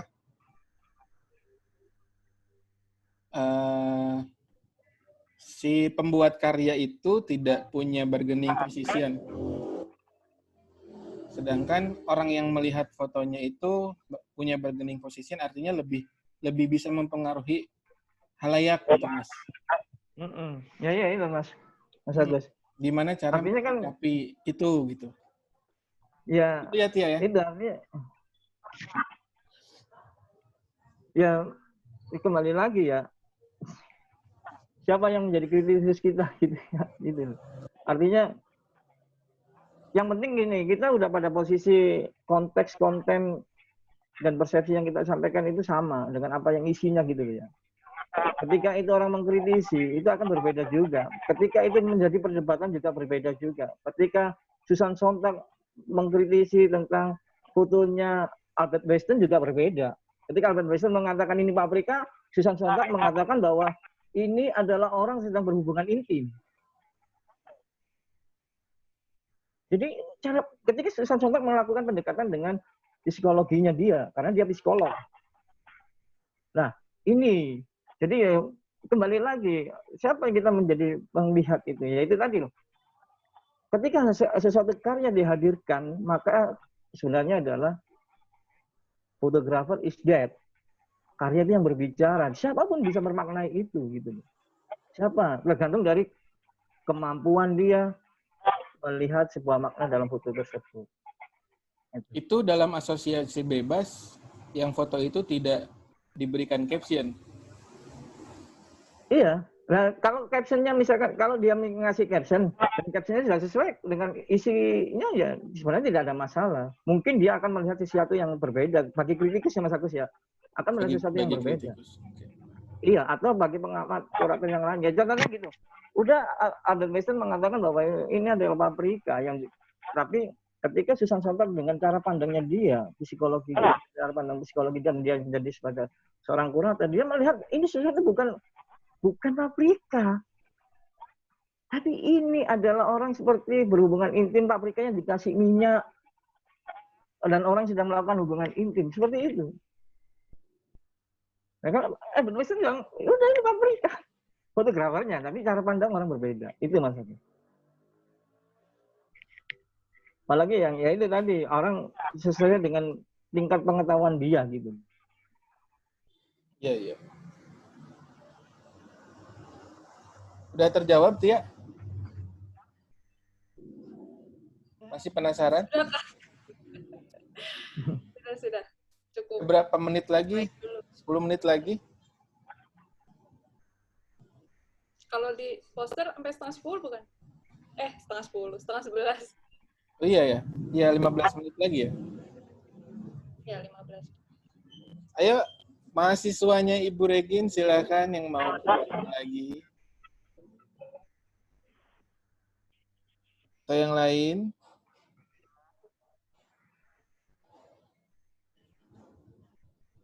Mas Bayu, ada yang mau open mic? Oh iya, nanti di sesi akhir, kalau bisa videonya jangan di hide ya, kita coba selfie bareng. Boleh nggak nanti videonya jangan di hide, kita selfie bareng buat dokumentasi.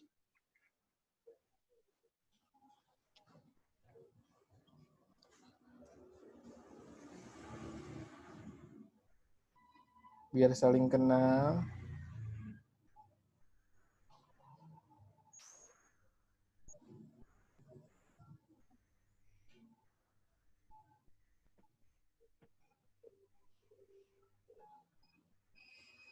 Mas Bay, nggak ada suaranya, Mas? Nah, pada muncul nih. Baru muncul. Udah muncul. Ayo, beranikan diri.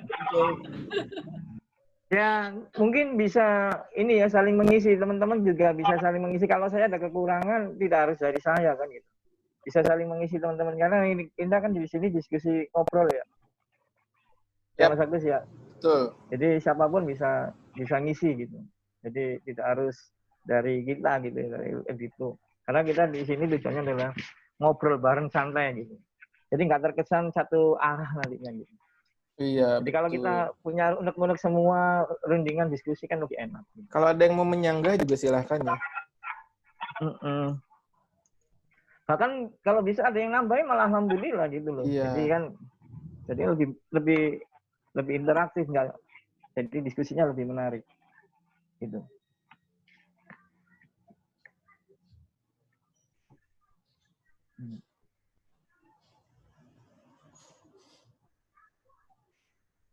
Ntar ganti background. Wah, kejahatan foto. Wah, itu udah bicara tentang undang-undang hukum itu. Itu bicara tentang haki ini.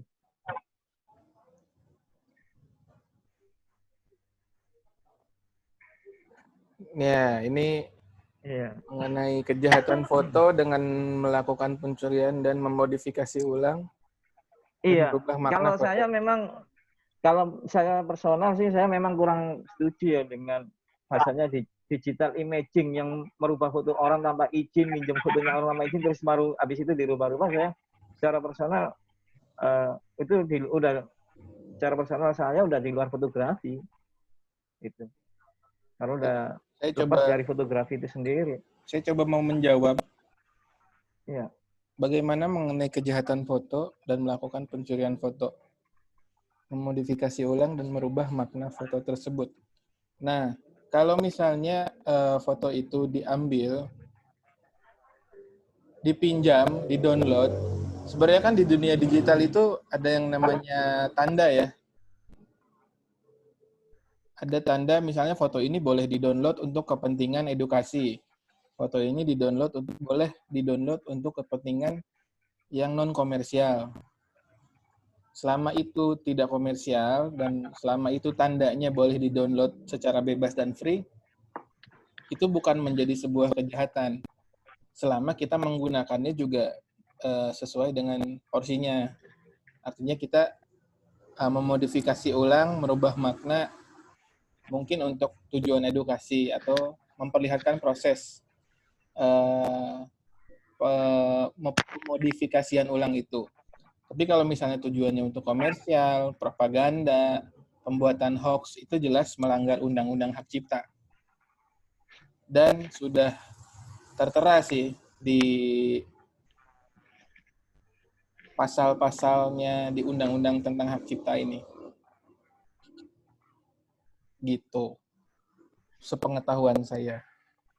Iya, mungkin juga itu bisa berkaitan dengan ini kan, kadang ada yang digital imaging fotonya artis A, fotografer motret artis A diganti dengan orang lain kan gitu kan. Banyak kan gitu. Kalau menurut aku kalau hal-hal seperti itu udah melampaui fotografi ya, bukan lagi fotografi. Kalau menurut saya ya, udah melakukan olah digital imaging dan sebagainya. Yang sudah merubah makna. Tadi kan merubah makna itu kata Mas siapa itu tadi ya? Yang tanya itu ya? Fizar, ya. Mas Izar. Ya. Ya itu udah merubah makna jauh itu Mas Izar. Dari sesuatu, karena udah menghilangkan elemen-elemen visual yang sudah ada dan sebagainya itu.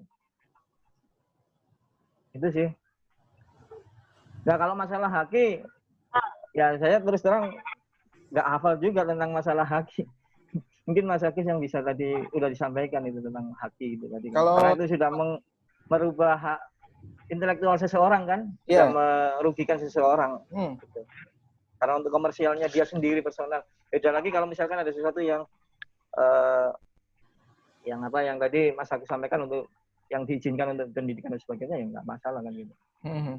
Kalau di dunia digital sih sejauh ini seperti itu. Jadi ada tanda-tanda saat foto itu boleh dibeli untuk kebutuhan komersial atau foto itu boleh di-download selama itu tidak dikomersialkan dan sebagainya. Ada situs-situs yang menyediakan stok-stok foto yang memang bisa digunakan. Atau ya kalau mencuri foto orang, foto teman dari harddisk, ya mencuri. Melanggar hak kekayaan intelektual, jelas. Iya. Gitu. Tapi masalahnya di Indonesia ya itu. Hak intelektual kita masih belum kuat ya. Ini kayaknya banyak kasus-kasus pencurian foto itu. Itu nanti next lagi itu. Ya, perlu dibahas. Itu nanti next cerita. Berikutnya ya. Iya itu. Malam karena ya itu tadi kayaknya. banyak kejadian-kejadian orang mencuri foto. Ya ujung-ujungnya cuma terima kasih, hukumnya nggak jalan. Nggak ada ganti rugi dan sebagainya. Itu. Udah cukup dari situ. Itulah Indonesia. Yang maksudnya maaf aja ya, kita bicara tentang hak intelektual itu kan orang itu mau motret, punya gagasan, punya ide, punya konsep. Artinya kan gitu ya, udah susah payah kan gitu. Harusnya kan ya dilindungi, dihargai gitu. Itu sih kalau saya, pendapat personal saya ya subjektif seperti itu. Yang saya mau share juga kapan foto kita dilindungi, yang saya tahu ya dan yang saya baca dari tentang haki, saat foto kita dibuat dan foto kita dipublish atau istilahnya bukan dipublish ya, diberitahukan kepada orang bahwa ini foto gua. Nah, saat itu juga pemerintah melindungi hak kekayaan intelektual dari foto tersebut.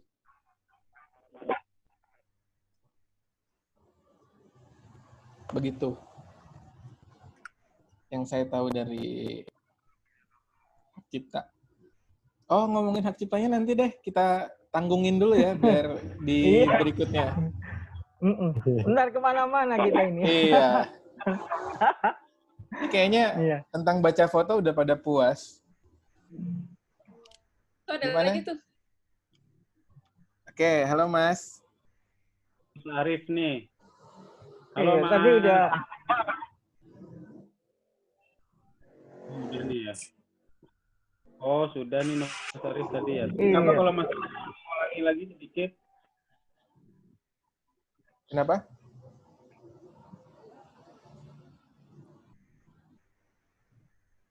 Halo Mas, jika suatu foto muncul di khalayak, lalu foto tersebut diartikan oleh seorang pembaca foto berlainan dengan maksud si pengkarya, dan kemudian foto tersebut viral, bahkan berlanjut sampai ke sebuah instansi atau proses hukum, maka siapa yang harus bertanggung jawab? Apakah hanya si pembaca foto atau si pengkarya pun memiliki andil untuk bertanggung jawab? Ya, yang pasti pengkarya kan, karena dia yang awali kan gitu. Ya itu tadi loh, ketika kita menghadirkan apa yang kembali lagi, apa yang orang lihat itulah yang mereka percaya. Ketika sudah kita menghadirkan foto-foto yang maksudnya dalam arti yang propaganda yang tidak baik, maka foto yang tidak baik adalah propaganda yang tidak baik, foto yang bagus adalah propaganda yang bagus. Seperti itu. Sama ketika kita melakukan proklamasi tadi, bagi Jepang itu belum ada, bagi Belanda juga belum ada. Tapi bagi Indonesia untuk propaganda sesuatu yang baik, untuk menumbuhkan rasa nasionalisme, maka itu menjadi sesuatu yang berbeda. Itu sih. Indonesia merdeka tahun berapa? Diakui Belanda setelah konferensi meja bundar 1949. Itu masih agresi militer lagi kedua. Militer kedua itu. Ya kan, jadi ya itulah pentingnya sebuah foto untuk mengakui sebuah. Ya itu, foto yang baik adalah propaganda yang baik. Ketika kita makanya harus berhati-hati benar ketika kita melakukan men-share foto di publik.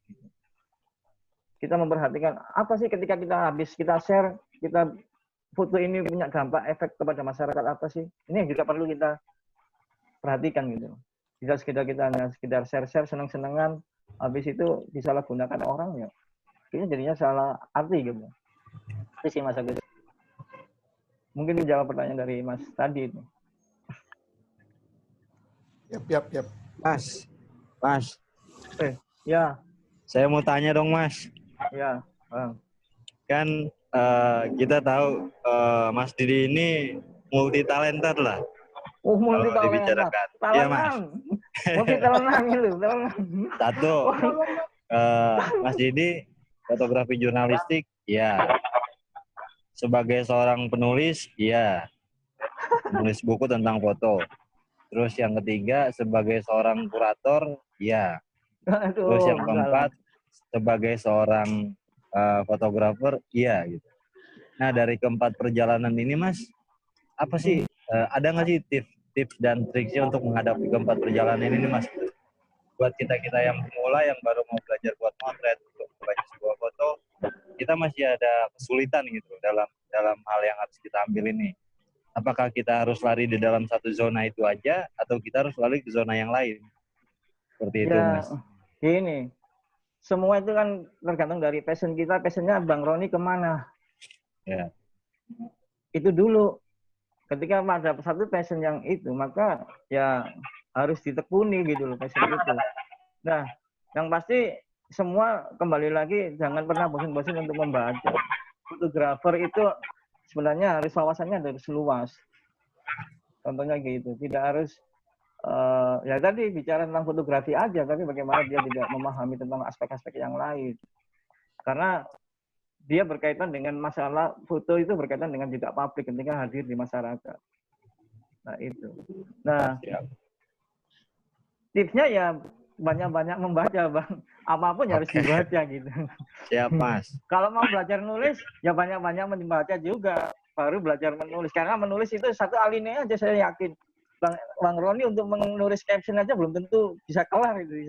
Yeah, kalau caption itu yang singkat, padat, memenuhi dengan unsur 5W+1H yang bahasanya ribet sebenarnya. Tidak semua orang bisa juga bikin caption. Berarti inti dari semuanya itu baca berarti, Mas ya? Ya, karena dari baca itu semuanya bisa terbuka wawasannya. Dan membaca itu kan tidak hanya kita membaca, tapi juga bagaimana kita juga memahami isi bacaan itu kan. Gitu. Oke, Mas. Cuman, Mas. Ya sama-sama, Bang. Udah. Sudah pada puas kah? Ya mudah-mudahan sih nggak puas ya. Biar ikutan lagi. Mas Bayu, sudah? Ada konklusinya? Yang saya dari tadi menarik adalah perkataannya Mas Didik, yaitu bentar, saya catat mana ya? Foto yang baik adalah propaganda. Jadi itu nempel nih saya nih. Foto yang baik adalah propaganda yang baik. Ya. Udah. Apa kalau dari sekian banyak itu cuman sekalimat itu. Ya, yang paling nempel. Maaf, moderator amatiran.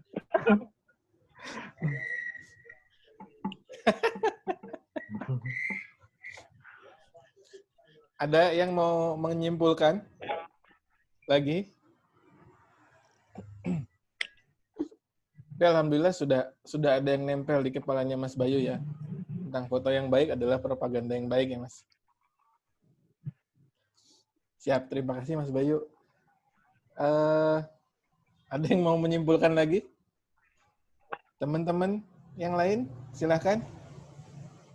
Sebelum kita selfie, mungkin perbanyak referensi karena pengetahuan atau pengalaman kita membaca foto itu berdasarkan referensi yang sudah kita lalui, pengalaman yang sudah kita alami,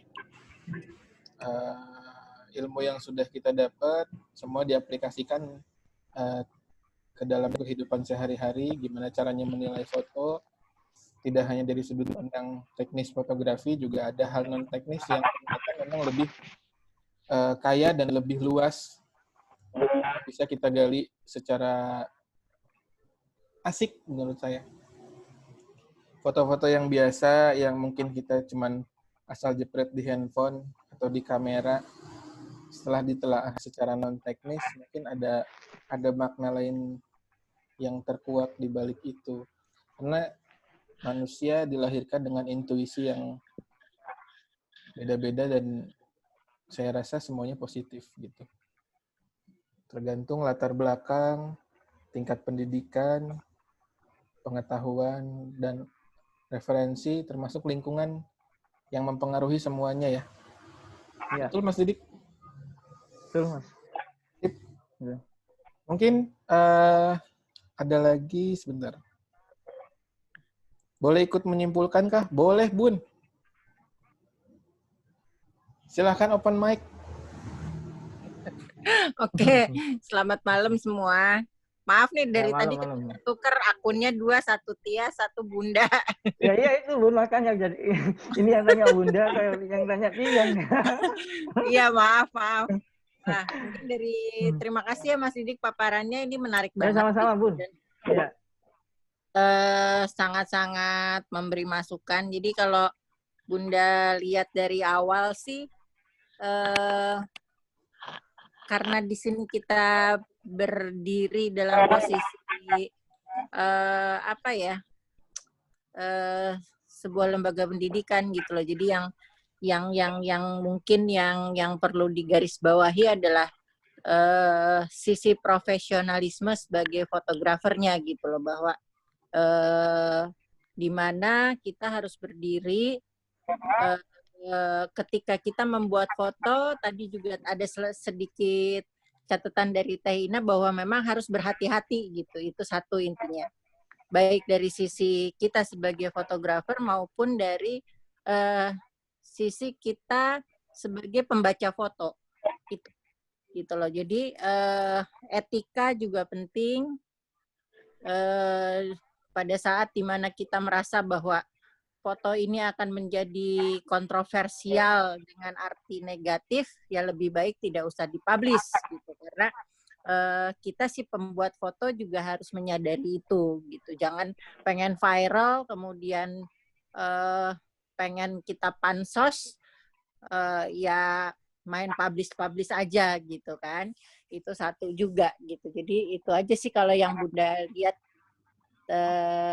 yang perlu digarisbawahi ya. Selain kita juga mesti membaca foto secara profesional juga gitu. Tidak boleh objektif yang menyudutkan salah satu pihak meski kita dibayar oleh seseorang misalnya gitu ya. Ini dalam arti lebih ke jurnalis ya, kecuali kalau kita memang klien kita untuk wedding, untuk personal, beda lagi. Itu aja sih kurang lebih ya kalau dari Bunda kira-kira yang mesti digarisbawahi. Maaf kalau ada salah-salah nih. Terima kasih banget buat semua yang udah ikut menyimak. Kurang lebih begitu. Alhamdulillah. Alhamdulillah siap. Terima kasih Bunda, hatur nuhun. Terima kasih ya Bunda. Dan terima kasih Mas Didi. atas ilmu yang Terima kasih juga. Ini disampaikannya. ada yang nulis chat juga ini. Oh, dari Bu Regin ya? Ya, Terima kasih atas kesempatan diskusinya. terima kasih atas kesempatan diskusinya Mas Sidik dan EduPro. Salam dari kami kelas semiotik. Kak, Prodi Waduh.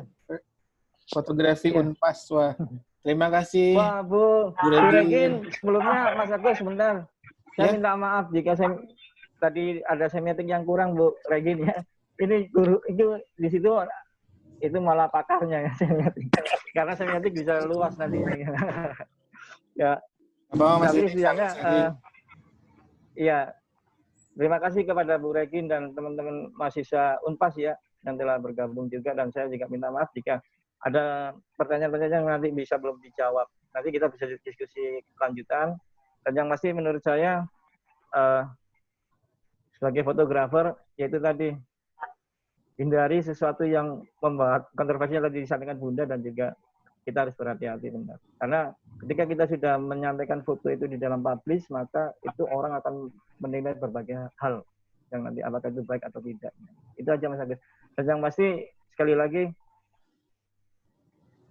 selalu jaga imajinasi liar Anda. Karena itu akan menjadikan kita untuk lebih berkreasi dan lebih produktif. Itu aja dari saya, dan kurang lebihnya mohon maaf ya jika ada kurangnya Mas Bay. Terima kasih juga kepada teman-teman Mas Bay, Mas Agus, dan semuanya. Terima kasih, dan sekali lagi mohon maaf jika ada kurangnya mewakili EduPro ya. Minta maaf. Siap, terima kasih Mas Sidik sudah menjadi narasumber diskusi malam ini. Terima kasih Mas Bayu udah jadi moderator handal. Saya pengen selfie dong, boleh nggak teman-teman semua dibuka videonya?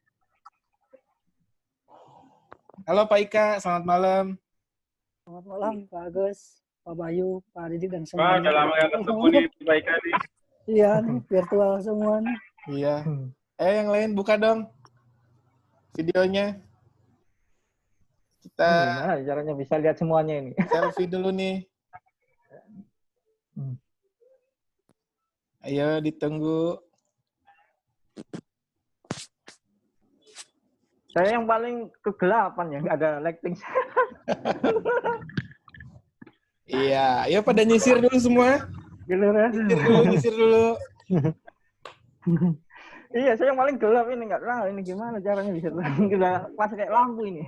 Saya udah pakai lampu ini loh padahal.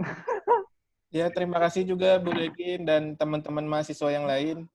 Mudah-mudahan informasinya bermanfaat buat teman-teman di kala pandemik di rumah aja.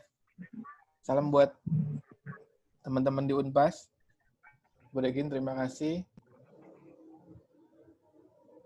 Ayo buka lagi yang belum buka, biar full nih.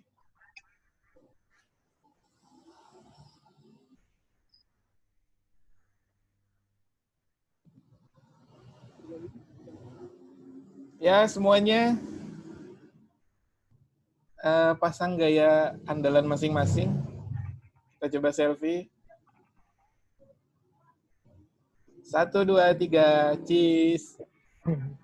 Sekali lagi, 1, 2, 3. Sama-sama. 1, 2, 3.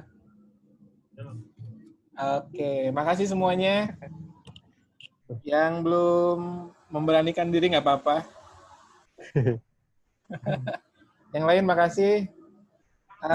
Kreator Room malam ini, alhamdulillah banyak partisipannya. Kita cukupkan sampai di sini. Mudah-mudahan nggak puas dengan ilmu yang sudah kita bagi dan diskusikan. Kita tunggu di Kreator Room berikutnya. Mungkin masih akan online sampai keadaan membaik. Yang mau berkunjung ke studio kami silahkan, ada di Bekasi.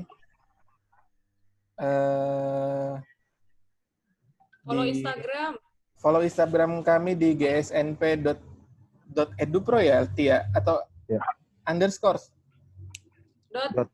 Ya, gsnp.edupro. Gitu. Yang mau magang boleh. Ya, promosi. Sip, silahkan. Makasih ya. Selamat malam semua.